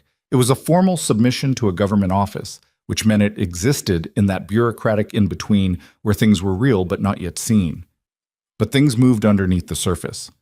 Renner called Thursday morning to say that Reynolds Carr's legal team had already made contact with the AG's office, not to obstruct technically, but to establish their presence and signal their resources. Standard corporate practice when a referral came in: show up fast and show up big, make sure the investigators knew they were going to be in for a fight. Whitmore canceled the emergency board meeting, which surprised Mason until Ava explained it, calling an emergency board meeting to remove a CEO who had just filed a fraud referral with the Attorney General would look in the public record exactly like what it was. So Whitmore had reversed course, at least temporarily, which meant he was recalibrating, which meant he was scared and doing the math on his options. The board itself was another matter. Ava called Mason on Thursday evening and told him she'd spent the afternoon in a 3-hour call with the board's independent directors, the ones who weren't in Whitmore's pocket, walking them through the evidence. She described it in a way that suggested the call had been precisely as uncomfortable as 3 hours of telling a group of wealthy fiduciaries that the company they'd invested in had been built partly on a buried crime. How did they take it? Mason asked. 3 of the 5 independent directors are now cooperating fully with the referral, she said. The other 2 are waiting to see which way the wind blows, which is a pause. At least they're not opposing, and the 2 board members who are aligned with Whitmore are very, very quiet right now, which might be the most frightening thing of all. Quiet because they're backing down, or quiet because they're planning? I don't know yet. She sounded tired in a way he hadn't heard before. Not emotionally tired, but physically, the kind of exhaustion that came from sustained performance under pressure for days without enough sleep. I think the next move is going to come from Whitmore directly. He's going to do something. I just don't know what. She was right, and it took 6 more days to find out what. On a Tuesday afternoon, 11 days after the fraud referral was filed, a story appeared on the website of a business news outlet called Capital Market Observer. It was bylined by a reporter named Scott Farley, and the headline read, "Reynolds Carr faces internal rift as CEO, pursues discredited safety claims." The story described, with several inaccuracies that were clearly not accidental, the Aldervale case as a settled matter that the current CEO was reopening in what unnamed sources described as a misguided attempt to rewrite her father's legacy. It quoted those unnamed sources characterizing the forensic evidence as contested and the audio recording as potentially taken out of context. It described Mason as a former Reynolds Carr employee who was found to have contributed to safety violations that led to a fatal accident. He read it on his phone in a parking lot after a hardware store run, sitting in his truck, and the specific quality of the anger that moved through him was something he hadn't felt in a long time. Not hot anger, cold, the kind that settled into the spine and stayed. He called Ava. "I've read it," she said before he could speak. "Unnamed sources. Whitmore, or someone close to him. The language mirrors internal talking points I've heard Whitmore use in board presentations, specifically the phrase, 'rewrite her father's legacy.' That's his language." Her voice was controlled, but he could hear something underneath it. Farley is a real reporter. He has a real byline. He's been fed information specifically framed to preempt the public story. He can't substantiate the characterization of the forensic evidence as contested. Okafor's report is unambiguous. He doesn't need to substantiate it before we publish our version. He just needs to plant the framing. She paused. "This is the move. Before we can control the narrative ourselves, they put a version out that makes this look like a family drama and a disgruntled former employee, and that becomes the first thing people read when they search our names. So what do we do?" A long pause. When she spoke again, something had changed in her voice. Not uncertainty, but the sound of a decision being made in real time, like he could actually hear the moment it landed. "We hold a press conference," she said. "We stop waiting for the legal process to generate its own disclosure. We call reporters, we invite cameras, and we tell the entire story ourselves, in public, with the evidence visible and on record." He was quiet. "I know," she said. "It's a risk. Legally, Renner has concerns about the timing relative to the AG investigation. But if we let Whitmore's framing stand unchallenged for another week or two, we're going to be fighting uphill on the public story for the entire duration." He thought about Lily. He thought about his name on a business news website, attached to contributed to safety violations that led to a fatal accident. He thought about how that sentence would exist forever on the internet, findable, searchable, something his daughter could find in 10 years on any device. "Schedule it," he said. "You're sure?" "I'm sure." He started the truck. "Where?" "Columbus. Reynolds' car headquarters. I want to do it in front of the building." He almost said something about that being dramatic, and then he decided it was exactly the right call. "When?" "Friday, 4 days. That gives Renner time to prepare a response brief and gives us time to brief the independent board directors so they're not blindsided." She paused. "Mason, I need to ask you something." "Ask." "Can you speak at it? Not just be present?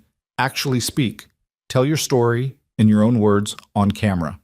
She said it carefully. I know that's a different thing than filing documents. I know it puts your face and your name in front of a lot of people." He sat in the parking lot with the truck running and thought about it for exactly as long as it took to remember what he'd told her 3 weeks ago at the kitchen table. "I want Lily to grow up knowing her father didn't do what they said he did." "Yes," he said, "I can speak." He told Lily that night. Not everything. Not the legal details. Not the specific mechanics of what was coming. But enough. He sat on the edge of her bed after she'd brushed her teeth and before the light went out, and he told her that some things that had happened when she was very little, before she was old enough to understand them, were about to come out into the open. He told her that some people might say things about him in the news that weren't true, and that she might hear things at school. He told her that the woman in the Mercedes, Ava, had found proof that her father had been right about something important a long time ago, and that they were going to tell people about it. Lily sat in her bed with her knees up and listened to all of this without interrupting, which was unusual for her. When he finished, she was quiet for a moment. "Is it going to be okay?" she asked. "I think so. I think it's going to be hard first, and then okay. Hard like..." She made a vague gesture that seemed to encompass general difficulty. "Hard like when we moved here, or hard like when Mom died?" He absorbed that question.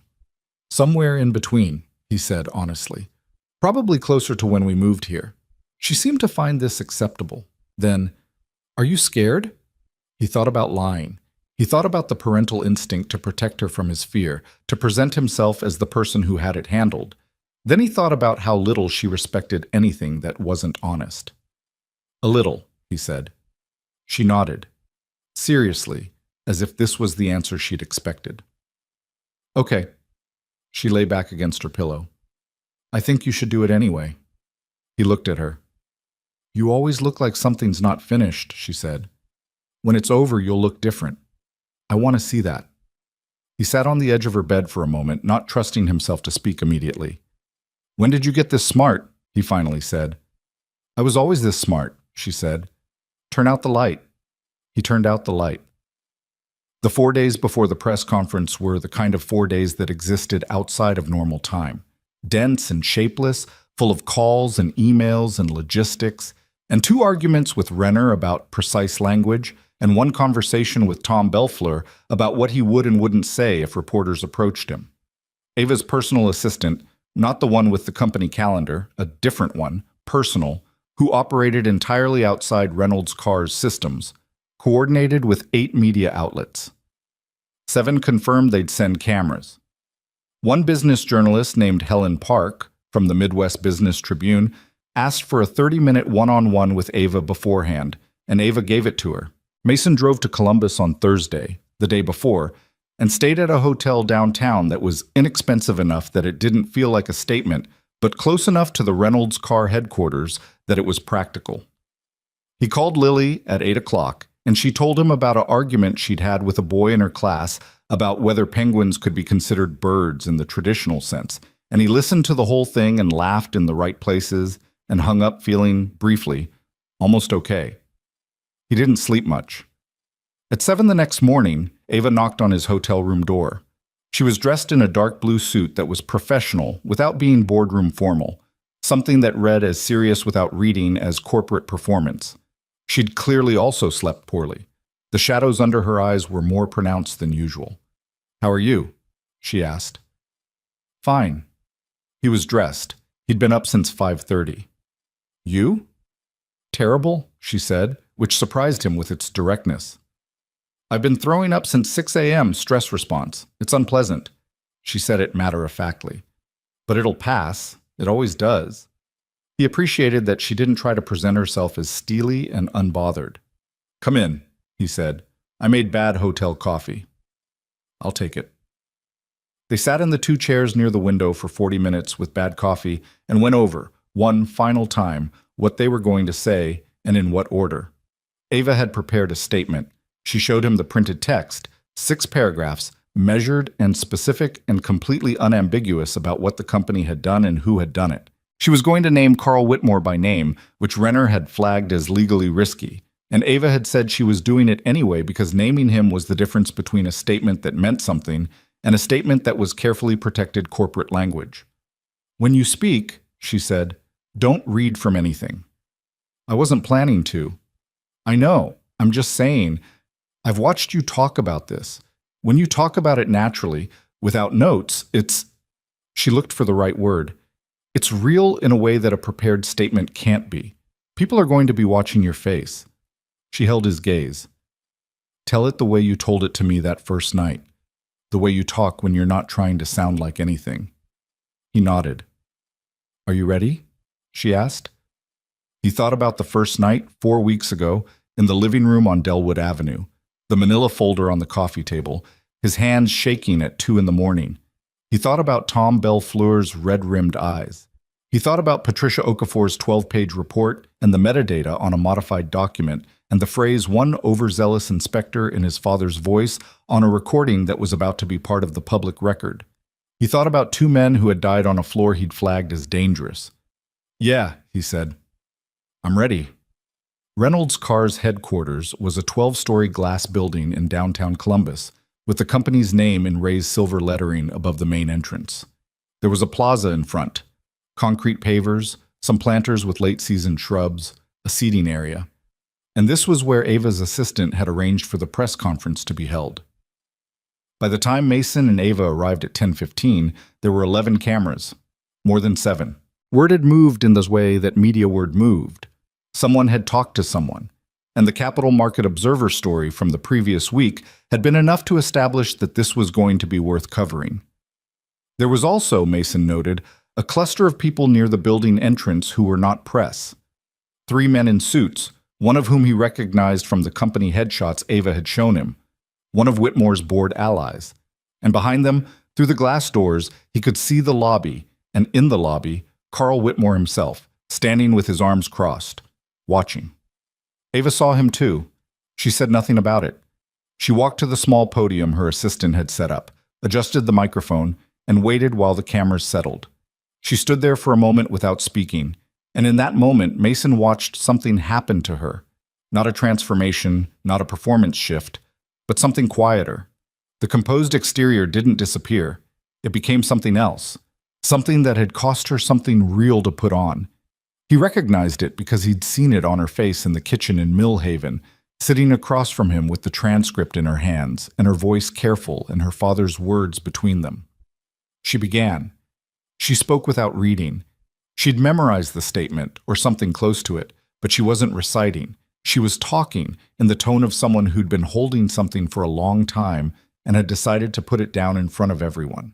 She described the Aldervale Riverside project. She described the southeast wing collapse and the deaths of Marcus Webb and Darnell Hutchins. She used their names, which Mason had not heard said aloud in public since the regulatory proceeding, and he watched two of the reporters react when she said them, subtle shifts in posture that said they were paying attention. She described Mason's safety reports. She described with specificity and without corporate softening what Reynolds Carr's leadership had done with those reports. She described the fabricated documents. She described the audio recording. She said her father's name. She said Carl Whitmore's name.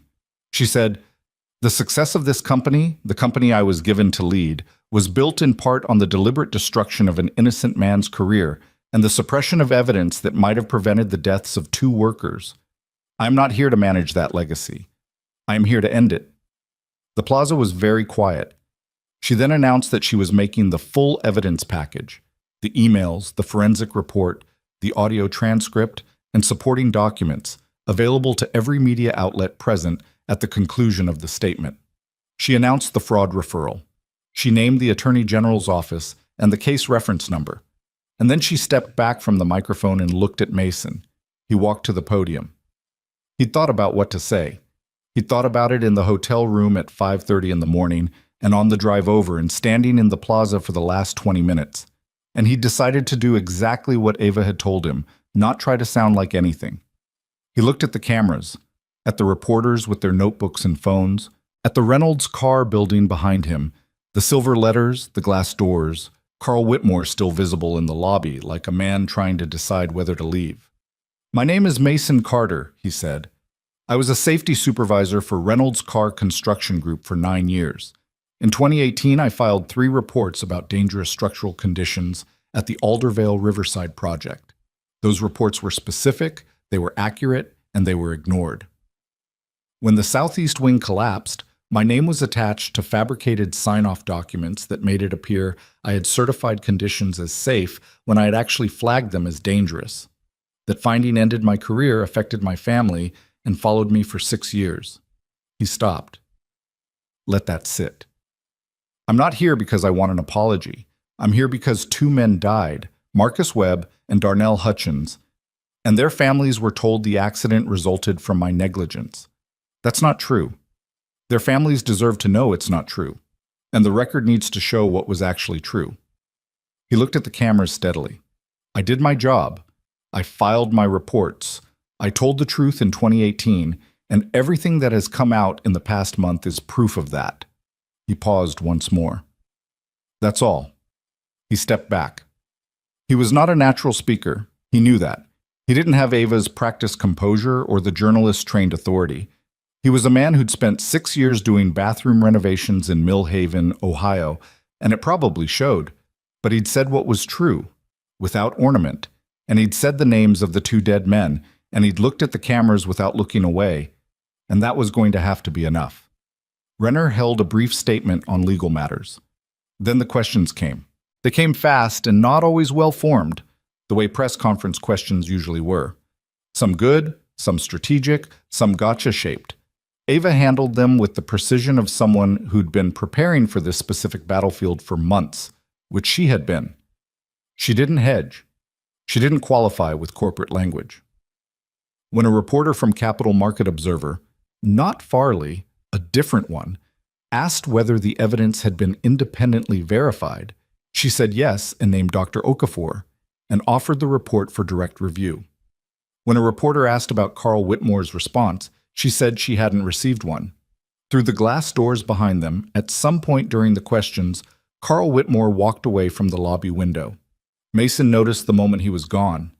He didn't know what to make of it, whether it was defeat or strategy or simply a man who couldn't watch. He filed it and moved on. One reporter, near the back, raised her hand and waited until there was a natural pause. "Mr. Carter," she said, "what do you want people to take away from this?" He looked at her. She was young, mid-20s maybe, with a press credential from a regional outlet he didn't recognize. She had her phone out, but she was also looking at him directly, like she was actually asking rather than creating a quote opportunity. "I want people to understand that when someone in a safety role files a report, it matters," he said. "Those reports exist because lives depend on them. And when companies bury those reports to protect timelines and profits, people die." He kept his voice level. "That's what happened at Aldervale. Not negligence, not an accident, a decision made by specific people to continue building when they knew it wasn't safe. I want that to be in the record." The young reporter wrote something down. The conference ran just over an hour. When it ended, Ava's assistant began distributing the evidence packages, USB drives and printed copies, to each media outlet present. Mason stood to the side of the podium, not entirely sure what to do with himself in the dissolving, organized chaos of reporters and cameras and people on phones. Tom Belfleur had driven down and was standing near the plaza entrance. Mason hadn't expected that, but when Tom caught his eye and gave a short, contained nod, Mason returned it. Ava appeared at his elbow.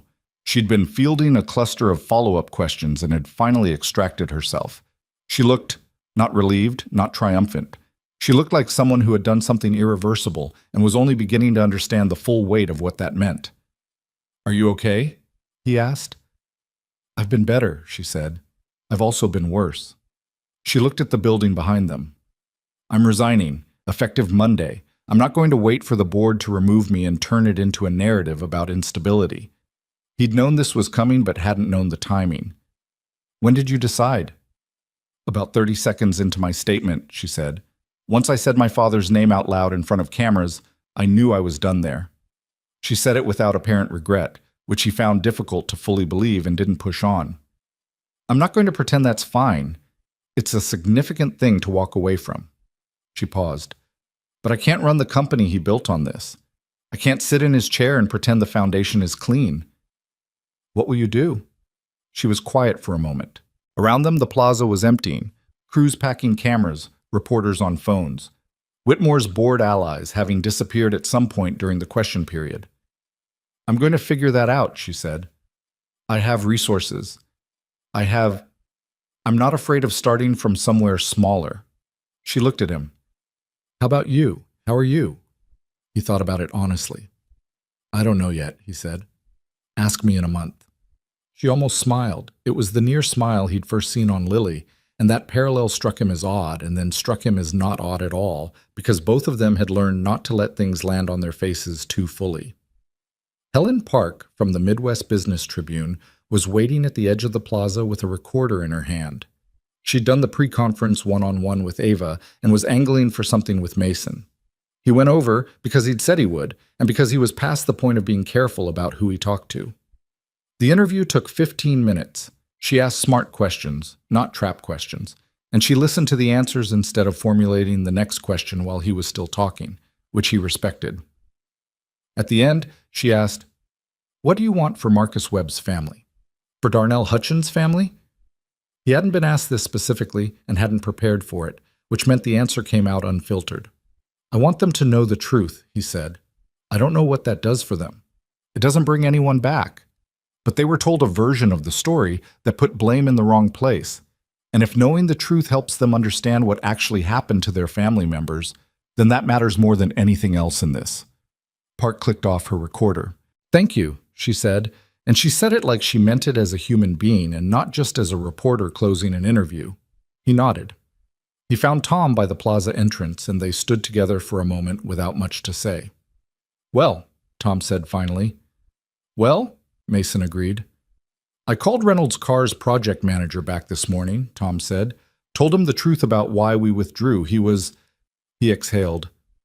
He was not happy. No. He'll get over it. Tom looked at the building. Or he won't. Either way. He clapped a hand on Mason's shoulder once, briefly, the way men did when the alternative was something more than they could manage. Go home to your daughter. Mason drove back to Millhaven. He called Lily from the car and she answered on the second ring, which meant she'd been waiting. He told her it was done. She said okay.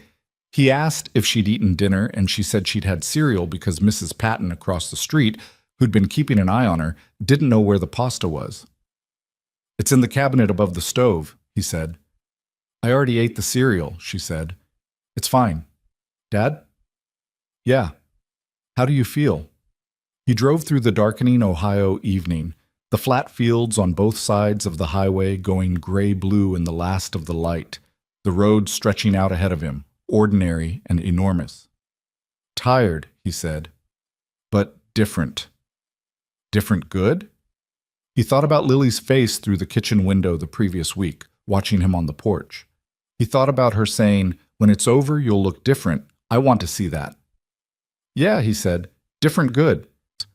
He drove the rest of the way home with the radio off, the road ahead clear, the last of the day's light holding on at the edge of the sky, long past when it should have been dark. The evidence packages were in 30 reporters' hands. The fraud referral was in the Attorney General's office. Carl Whitmore's name was on record. And Mason Carter was driving home. The story broke across Ohio media by Saturday morning and went national by Sunday afternoon. Mason knew this because Lily found it first.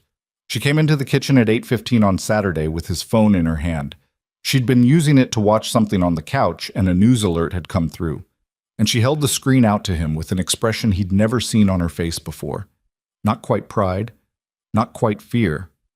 Something that existed between those two things, in the specific territory that belongs to children who are old enough to understand that what's happening is significant, but not yet old enough to know what significance costs. The headline read, Reynolds Car CEO exposes decade-long cover-up in company's deadliest project. He took the phone from her and read the first 3 paragraphs while she watched him. Helen Park's piece was already up on the Midwest Business Tribune's website, time-stamped 6:47 in the morning. It was thorough and fair, and it named every name. Carl Whitmore, Gerald Foss, Douglas Reynolds, and Mason Carter. On the right side of it this time, his name in a sentence that said he had correctly identified dangerous conditions and been framed for the collapse that followed. He set the phone on the counter. So, Lily said. So, he said, are people going to come here? To the house? He'd thought about that. Possibly, probably some reporters. He looked at her. You don't have to talk to anyone. Not one single person who you don't want to talk to. She considered this. Can I go to Emma's today? Yeah, I'll call Mrs. Hargrove. She nodded, seemingly satisfied, and went to get dressed. Mason stood at the kitchen counter with his coffee and his phone and the Saturday morning coming in through the window, and he let himself read the rest of Helen Park's article slowly, because he'd spent 6 years not being able to read anything like this, and he was going to take his time. By noon, 2 news vans had parked on Elmwood Avenue. He did not go out to them. He texted Ava, 2 vans outside, I'm staying in. She responded within minutes. Good call. Renner's office is handling press inquiries. Let them. He spent the afternoon doing what he always did on Saturdays when the world was being complicated. He fixed the gutter. The one on the left side of the house that had been hanging crooked for 8 months, that he'd been meaning to get to and never quite had the time or the energy. He got the ladder out of the back and climbed up there in the November cold and reattached the bracket and reset the angle and came down feeling irrationally better. The news vans drove away by 4 o'clock. He picked Lily up from Emma's at 6, and she was quiet on the ride home in the way that suggested she'd been thinking rather than suppressing. She waited until they pulled into the driveway, and then, before she got out, Emma's mom showed me the article. He turned the engine off. And? She cried, Lily said. Emma's mom. She said she always knew you weren't the kind of person they said you were. She looked out the windshield. I didn't know people thought about you like that. People we know. Mrs. Hargrove is a kind person. She said your wife would have been proud. Lily said it carefully, gauging the weight of it as she handed it to him. He sat with that for a moment. Yeah, he said. Maybe. Lily opened the car door, then stopped. I think she would have been, she said, and got out. He sat in the car alone for another minute before following her inside. The weeks that followed were not simple, and anyone who had expected them to be was not paying attention to how these things worked. The Attorney General's office opened a formal investigation within 10 days of the fraud referral, which Renner described as unusually fast and attributed to the quality of the evidence package and the media pressure that had made the case politically difficult to table. The investigation meant subpoenas. It meant depositions. It meant that Reynolds Carr's legal team, which had been enormous and aggressive, was now fighting on multiple fronts simultaneously. The AG investigation, the regulatory board petition that Mason and Renner had formally filed the week after the press conference, and the civil liability implications that were beginning to crystallize around the families of Marcus Webb and Darnell Hutchins. Carl Whitmore placed himself on administrative leave from Reynolds Carr 11 days after the press conference, which was the corporate equivalent of someone quietly leaving a building before the fire alarm went off. He did it without public statement, which meant the statement was effectively made by the absence. He'd calculated that staying in his position while under active investigation by the Attorney General made his board allies look worse than his departure did. He was wrong about that in both directions, but Mason only found this out later. Gerald Foss, the former project director who had fled to Phoenix and started his own firm, hired a criminal defense attorney within a week of the press conference. Mason knew this because Renner mentioned it, and because it appeared briefly in a trade publication that covered construction industry legal matters. The hire told its own story. The Reynolds Carr board, stripped of Whitmore's immediate influence and facing the reputational mathematics of the situation, announced that an independent review of the company's executive conduct would be conducted by an outside firm. This was the kind of announcement that boards made when they were trying to establish distance from a disaster while also trying to retain some control of what the disaster revealed.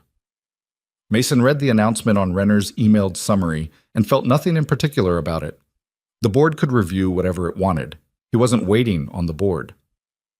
What he was waiting on was the state regulatory board, and that took longer than anyone wanted and shorter than Renner had warned him to expect.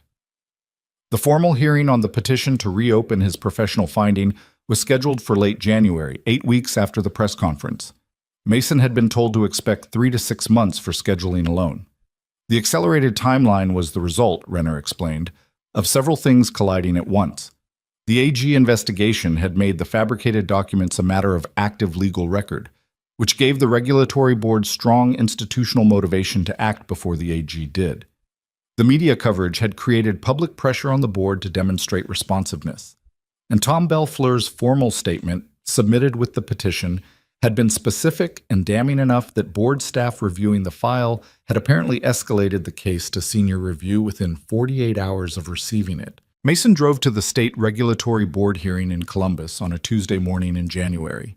It was cold in the specific gray-bone way that January in Ohio earned its reputation for, the sky the color of old concrete, the roads salted and dull. Tom Belfleur drove separately and met him in the parking structure. They walked in together. The hearing was formal and procedural in the way that government proceedings were, which meant it was simultaneously important and dull, with the importance and the dullness occurring in alternating intervals. An administrative panel of 5, 2 engineers, 1 attorney, 1 former state safety official, and a chairperson whose background Mason couldn't determine from looking at her, sat across a long table. Renner presented the evidence package in organized sections. Dr. Okafor appeared by video to present her forensic findings and answered questions for 45 minutes with the calm authority of someone who had done this in courtrooms and found regulatory board panels distinctly less intimidating. Tom testified for an hour and 20 minutes. He was not a natural witness in the way that polished attorneys and prepared experts were natural witnesses. He was a 51-year-old structural engineer from Grover's Creek who sometimes stopped in the middle of a sentence to make sure he was being accurate, who corrected himself twice on minor technical details, and who answered one question about his relationship to Mason by saying simply, "He was a colleague I respected, and watching what happened to him bothered me for 6 years." That's the relationship. He was, Mason thought, exactly the right kind of witness for exactly this moment, because he looked like what he was, a man telling the truth because it was the truth, without performance or preparation coding it. Mason testified last. He sat at the table across from the panel and answered questions for 2 hours about the reports, about the specific technical findings, about the conversations he'd had with site management, about the timeline pressures, about what he'd observed on the floor of the southeast wing with his own instruments, about what he'd been told about those observations afterward by the company's legal team during the original investigation. The chairperson of the panel asked him, near the end, "Mr. Carter, in the original proceeding, did you at any point misrepresent your findings or fail to fulfill the reporting requirements of your position?" He looked at her directly. "No." "You're certain?" "I'm certain. I filed 3 reports over 4 months. I used the correct channels. I flagged the issues at the highest severity level available to me within the company's internal system. I have always known what I filed and what it said." She made a note. She didn't respond immediately, which might have felt like uncertainty, but didn't read that way. It read like someone writing down something they were going to want to reference precisely. The hearing closed at 4:15 in the afternoon. The panel went into deliberation. Renner told him it would be at minimum 2 weeks before a decision, possibly longer, and that he should go home and try not to monitor the news obsessively. He drove back to Millhaven and picked Lily up from school and made pasta for dinner, the actual pasta from the cabinet above the stove. And they sat at the kitchen table and she told him about a science project she was doing on weather patterns, and he listened and asked questions and did not think about regulatory panels or attorney general investigations or Carl Whitmore for the entire length of the meal, which was the most complete mental rest he'd had in 3 months. The decision came in 11 days. Renner called at 9 in the morning on a Thursday. Lily was at school. Mason was in the kitchen with cold coffee, which had become his default state of existence. "The panel voted unanimously," Renner said, and her voice carried something in it that she didn't usually allow in professional calls. A warmth, a human quality, like she'd been holding it back all the way to this moment. "The 2018 finding against you has been vacated. The regulatory record will reflect that the finding was obtained through fraudulent documentation. Your professional license is to be reinstated pending a routine administrative review, which in cases of vacated findings is typically completed in 4 to 6 weeks. She paused. "Mason, you're cleared." He sat down. He hadn't been planning to sit, he was standing at the counter, but his legs made the decision for him, and he sat in the kitchen chair and held the phone against his ear and heard Renner saying something else about next steps and administrative processes, and he wasn't entirely tracking it. "Mason, are you still there?" "Yeah," he said. "I'm here. Sorry. Keep going." She kept going. He listened. When the call ended, he set the phone on the table and sat in the kitchen for a long time, looking at the window, at the gray January light coming in, at the mug with the cold coffee in it, at the ordinary specific objects of his ordinary life on Delwood Avenue. 6 years. He thought about the night he'd gotten the original finding, sitting in his attorney's office in a rental building on the east side of Millhaven, the fluorescent lights humming, the attorney across the desk saying, "I'm sorry. This is the outcome," with the expression of a man who had delivered this kind of outcome before and had learned to keep his face arranged but not quite managed it. He thought about driving home that night to the apartment they'd been renting after losing the house. Sarah sitting on the couch with Lily asleep in the next room, and the look on Sarah's face when he'd come in the door and she'd known without him saying anything. He thought about Sarah, who would not get to know this. He let that sit. He didn't try to move past it quickly. Grief had its own timing, and he'd stopped fighting that a long time ago. Then he called Ava. She picked up on the first ring, which meant she'd been waiting. He said, "They vacated it." The sound she made on the other end was not quite words. A breath, a release, something that had been held since October. Then, "Unanimous?" "Unanimous." "Good." Her voice cracked on that single word, and she didn't try to fix it, which he noticed. "That's Mason. That's the right outcome." "Yeah." He looked out the window. "Where are you?" "My apartment. I've been..." She paused.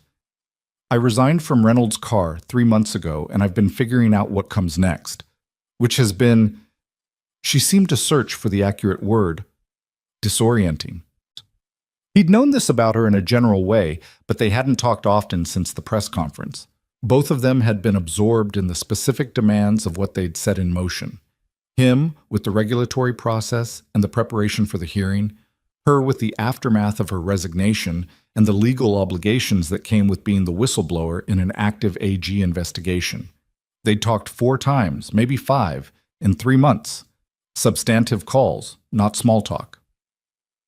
"How are you doing?" he asked. "Honestly?"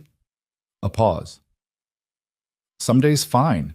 Some days I wake up and I realize I've walked away from everything I spent the last 7 years working toward, and I have to figure out what I'm doing next from essentially the beginning."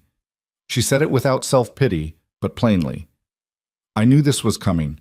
I made the choice. That doesn't make it simple." "No," he said. "It doesn't." "But you're cleared." He could hear her composing herself. "And the AG investigation is moving. Whitmore's going to be charged. Renner told me last week she thinks the evidence is strong enough for a fraud and obstruction referral. That's going to take time, but it's going to happen." She paused.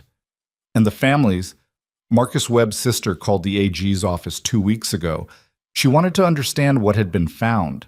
They're being briefed." He'd known this was in process, but hearing it said aloud did something to him.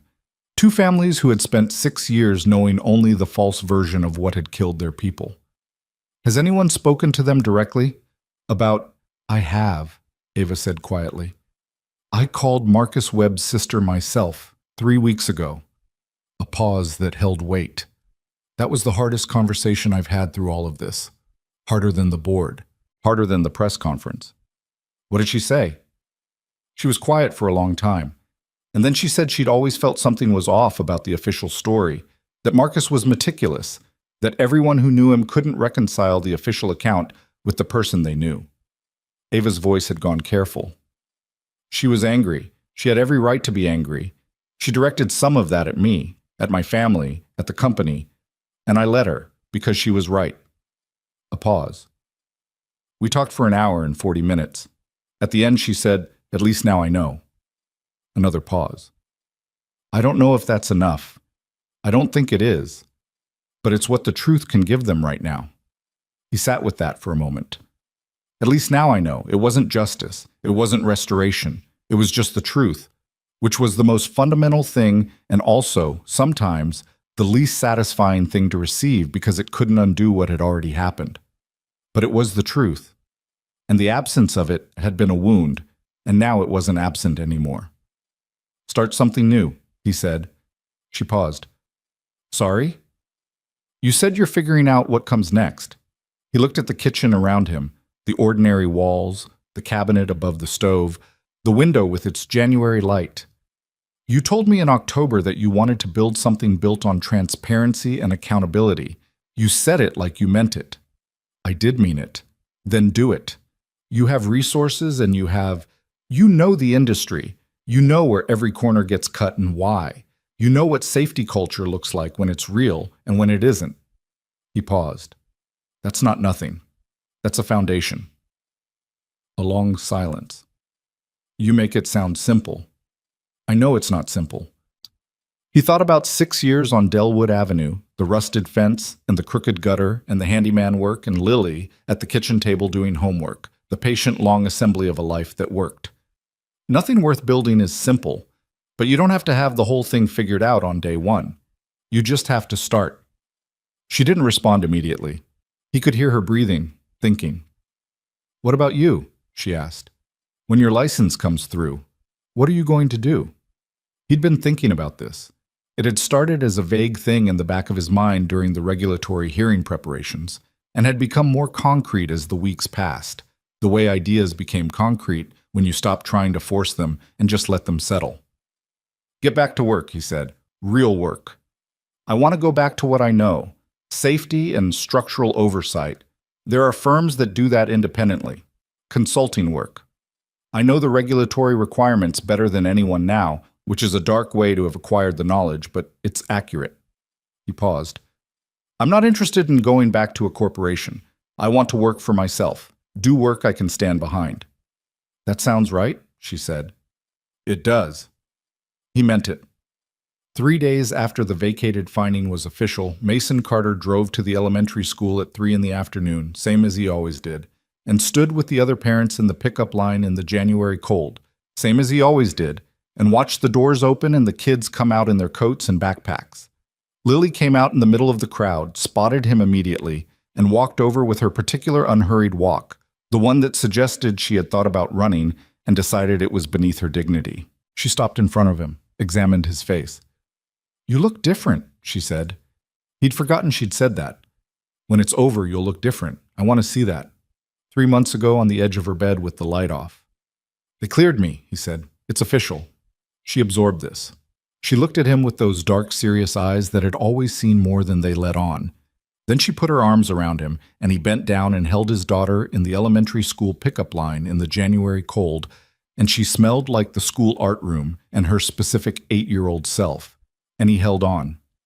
"Okay," she said against his shoulder, same as she'd said in October, that first night with the folder on the coffee table and the world cracking open. Just, okay. Like something had been set down and could now be left there. He held on another second before letting go. They walked to the car together. Spring came late that year, but it came. The licensing administrative review cleared Mason in mid-March, 4 weeks after the vacated finding became official.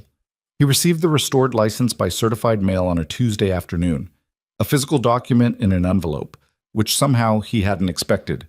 Had expected it to be email or a notification through the regulatory portal, and the physicality of it stopped him in the hallway for a moment. He took it to the kitchen table and set it down and looked at it. His name. The state seal. The designation he'd earned after 9 years of doing work he was good at and had been right to be proud of. He picked up the phone and called Tom Belfleur. "It came," he said. Tom exhaled. "Long time coming." "Yeah." Mason turned the license over in his hand. "I wanted to tell you first." "I appreciate that." A pause. "Have you called Ava Reynolds?" "She's next." "Good." Tom was quiet for a moment. "I've been thinking about something you said when you came to the house in October, that they weaponized your competence. I've been turning that phrase over for months." Another pause. "I think about the younger engineers at my firm. How many times safety concerns get quietly deprioritized?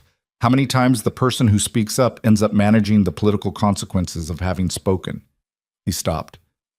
"Your case it's a significant one, Mason, beyond what it means for you personally. What happened to you is what happens when the system's pressure points fail simultaneously. I think people in the industry need to understand that more explicitly." "I've been thinking about that too," Mason said, "about whether there's something beyond just getting my license back and going back to work." "There is," Tom said without hesitation. "There's a conversation that the industry needs to have about what safety culture actually looks like versus what it looks like on paper. You're the person to have that conversation." He hadn't let himself think too far in that direction yet, partly because the licensing process had demanded so much bandwidth, and partly because he'd learned, over 6 years, to be careful about building plans on uncertain foundations. But the license was in his hand now, and Tom was right, and he'd been thinking about it for longer than he'd admitted. He thought about Ava. He called her next. She answered from what sounded like somewhere with activity in the background, voices, movement, the kind of ambient sound that suggested a space that was being built into something rather than already finished. "Mason? License came today." "Today? I thought, the review was supposed to take another week." "Came early." He looked at the document on the kitchen table. "Where are you? It sounds busy." "I'm in a building I'm renting in Columbus. It's a mess right now when we're setting up offices." A pause. "I've been talking to 4 engineers, 2 project managers, and an attorney about starting an independent safety consulting firm. We're calling it Groundwork Advisory. The premise is that we embed with construction firms and development companies and provide independent safety oversight that isn't subject to the same internal pressures that client company safety supervisors face." Her voice had an energy in it that he hadn't heard before. Not forced, not performed, but the real thing. The sound of someone doing work that had a reason. It's not, we're not a charity. It's a real firm, real billing rates. But the structure is designed so that our incentive is never aligned with the client's timeline. We get paid the same whether the project takes 6 months or 18. He listened to this and felt something he didn't immediately try to name. That's a good idea, he said. I think so. I've been talking to Tom Belfleur's firm about whether they'd consider being an affiliated engineering partner. She paused. Tom said he'd need to talk to you first. To me? Because he thinks you should be involved, as a consultant or an advisor or... A pause. I think you should be involved, if you want to be. He sat at the kitchen table with his restored license in front of him and thought about that, about the specific shape of what she was describing, work that was structurally designed to prevent what had happened to him from happening to someone else, work that existed because of what the Aldervale project had revealed about where the system broke down. Let me come to Columbus, he said. I want to see what you're building. When? Saturday, he said. I'll bring Lily. She's been asking about you. A pause. She has? She wants to know if your shoes are still nice, he said. She laughed. It was an uncalculated sound, surprised out of her, and it was the first time he'd heard her actually laugh in the 4 months since October. It changed her voice entirely, made her sound closer to 30 than whatever age the composed exterior added to her. Saturday, she said. Come see. He drove to Columbus on a Saturday in late March with Lily in the passenger seat, which she'd recently decided was her permanent position now that she was tall enough not to need a booster seat and considered the back seat beneath her. She had a book open in her lap but wasn't reading it, which was always a sign that she was thinking about something. They were 40 minutes out of Millhaven when she said, Is Ava your friend? He considered the question. It was a more specific question than it sounded. Yeah, he said. I think so. How did you know when you stopped being mad at her? He glanced at her. What makes you think I was mad at her? Because her dad did something terrible and she showed up at our house. Lily said this with the directness of a child who'd been thinking about it for months. That would make me mad. He thought about it honestly. I was never really mad at her specifically. He tried to find the accurate word. I was wary. There's a difference. Being wary of someone means you're watching to see who they turn out to be. Being mad at someone means you've already decided. Lily thought about this. And who did she turn out to be? He watched the road. The spring was making itself known in the fields on either side of the highway. Not full yet, but the color had come back to the ground, that particular Ohio green that arrived tentatively in late March and built slowly. Someone who did a hard thing when she didn't have to, he said. That's who she turned out to be. Lily seemed to file this. Looked out the window, then, Do you think she'll be okay? After everything. I think she's going to be more than okay. He meant it. I think she's the kind of person who does better when she has a problem worth solving, and she's got one now. Like you, Lily said. He looked at her. She was looking out the window, not at him, her book still closed in her lap. You're better when you have something to fix, she said. You always have been. He let that sit for a mile or two. When did you figure that out? I've always known it, she said. You just needed to catch up. The building Ava was renting was in a neighborhood that was mid-transition, the kind of area where old manufacturing space and new small businesses existed in a slightly uncomfortable adjacency, where the coffee shop had reclaimed wood walls and the building next door still had a faded painted sign for a company that had closed in 1987. The space itself was a third-floor suite, still being set up, with desks being assembled and boxes stacked along one wall and a whiteboard covered in organizational diagrams that someone had added to and partially erased and added to again. Ava met them at the door. She looked different from every version of herself Mason had seen. Not the composed CEO in the charcoal coat, not the exhausted woman with shadows under her eyes at the hotel in Columbus, not the person in the dark blue suit standing at a podium in front of cameras. She was in jeans and a flannel shirt, hair loose, and she was holding a cup of coffee and she looked like herself. Whatever that meant specifically, it was different from everything else, and Mason registered it without fully examining it, Lily examined Ava's shoes immediately. "Those are nice," she confirmed. "Thank you," Ava said, apparently genuinely pleased by this evaluation. "They're better than the ones you had before." "I'll take that as a compliment." Lily walked past her into the office with the proprietorial air of someone who had decided it was interesting and was going to look at everything. Mason followed Ava inside. She showed him around the space, what was there and what was planned, where the desks were going, and what the structure of the team looked like. Two of the engineers she'd hired were there on a Saturday because the launch timeline was aggressive, and they were that kind of people, and Mason talked to both of them. They were good. He could tell within 10 minutes of talking to someone in this industry whether they were good or whether they were people who had learned the right language without learning the underlying thing the language was supposed to describe. These two knew what they were talking about, asked the right questions, and had opinions about methodology that they defended when pushed. Good signs, all of them. He and Ava sat in the two finished chairs near the window, while Lily was investigating a box of office supplies that she deemed worthy of attention. "Whitmore's being charged," Ava said. "Renner told me Thursday. Fraud and obstruction. The AG's office is also referring Gerald Foss's case to the Arizona AG." She looked at her coffee cup. "It's going to take time. These things always take time. But it's moving." "Yeah." He'd heard from Renner, too, on a brief call. "And the families?" "Marcus Webb's sister has retained an attorney. I think there's going to be a civil action against the company. That's—" She paused. "That's right. Whatever it costs the company, that's right." She looked at him directly. "Darnell Hutchins had a son. He's 12 now. He was 6 when his father died. His grandmother has been raising him." She stopped. "I've been in contact with the family. I don't know what the right thing to do is exactly. I'm trying to figure that out." "There's no perfect answer," Mason said. "There's just what you can actually do, and doing it." "I know." She looked at the whiteboard across the room, the organizational diagrams and the partially erased notes, and the evidence of something being built out of uncertain parts. "That's what this is, partly, what I can actually do." She looked at him. "Will you consult for us? Officially?" "I'm going to need to set up my own structure first," he said.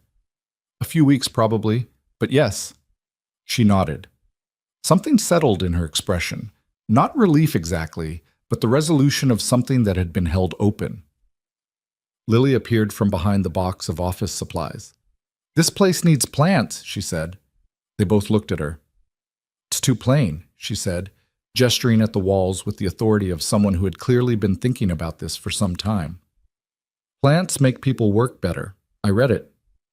"Where did you read it?" Ava asked. Lily considered. "I think it was on a thing at the dentist's office." She shrugged. "Still counts." Ava looked at Mason. He looked at Ava. "She's not wrong," he said. "She's really not," Ava agreed. On a Saturday in late May, the Millhaven Community Center opened on a parcel of land on the north side of town that had been a vacant lot for 11 years.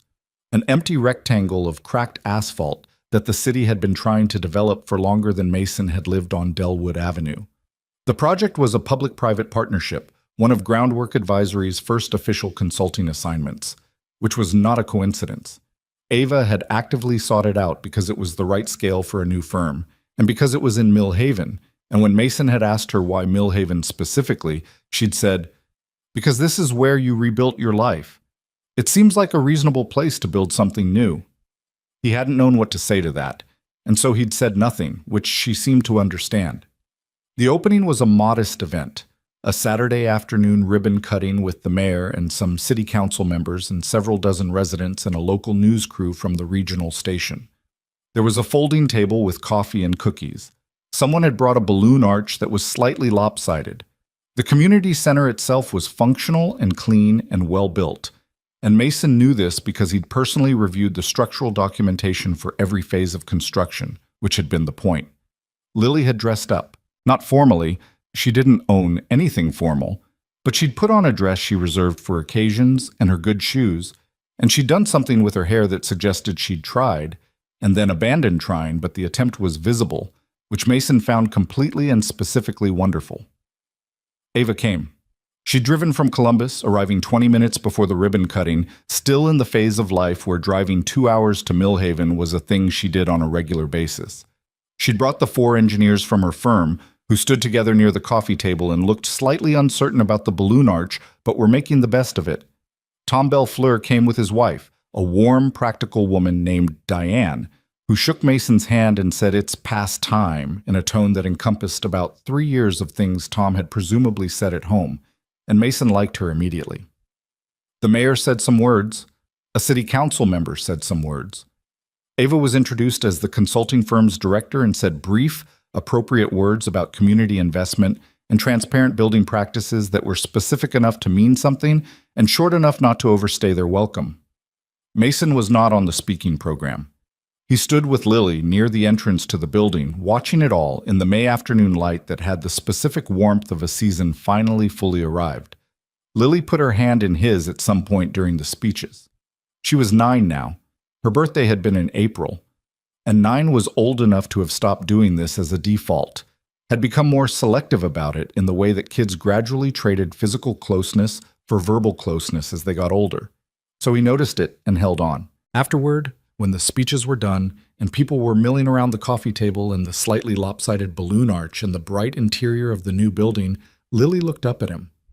"Dad," she said, "is the debt paid?" He looked at her. The question caught him sideways. He'd forgotten he'd used that word. In October, the night he'd tried to explain why Ava had come to their door. Someone who found something that belongs to me. And Lily, who forgot nothing, had been carrying the word debt for 8 months. He thought about what to say.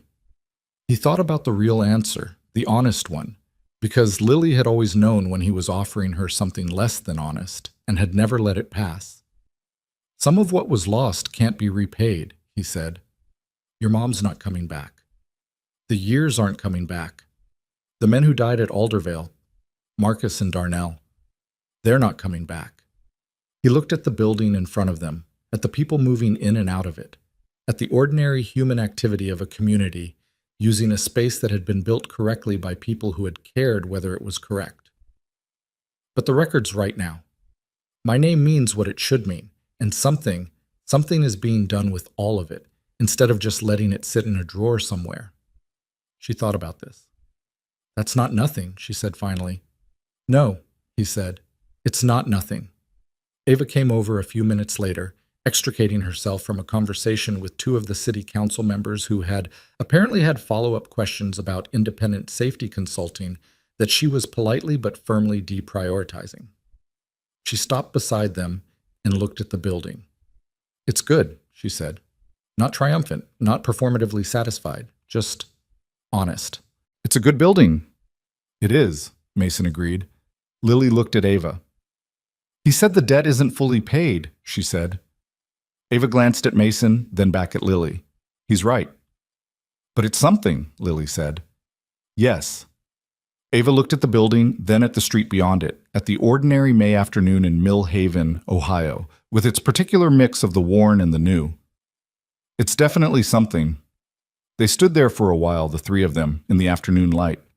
Tom Bellefleur caught Mason's eye from across the courtyard and lifted his coffee cup slightly, and Mason nodded back. A kid ran past chasing another kid, both of them laughing, dodging around the lopsided balloon arch without noticing it. The regional news crew packed their camera back into their van. The world continued in its ordinary, imperfect way. Mason thought about something he'd understood slowly over the 8 months since October. Understood not all at once, but incrementally, the way structural knowledge accumulated. One documented detail at a time, one reviewed calculation at a time, until the full picture became visible.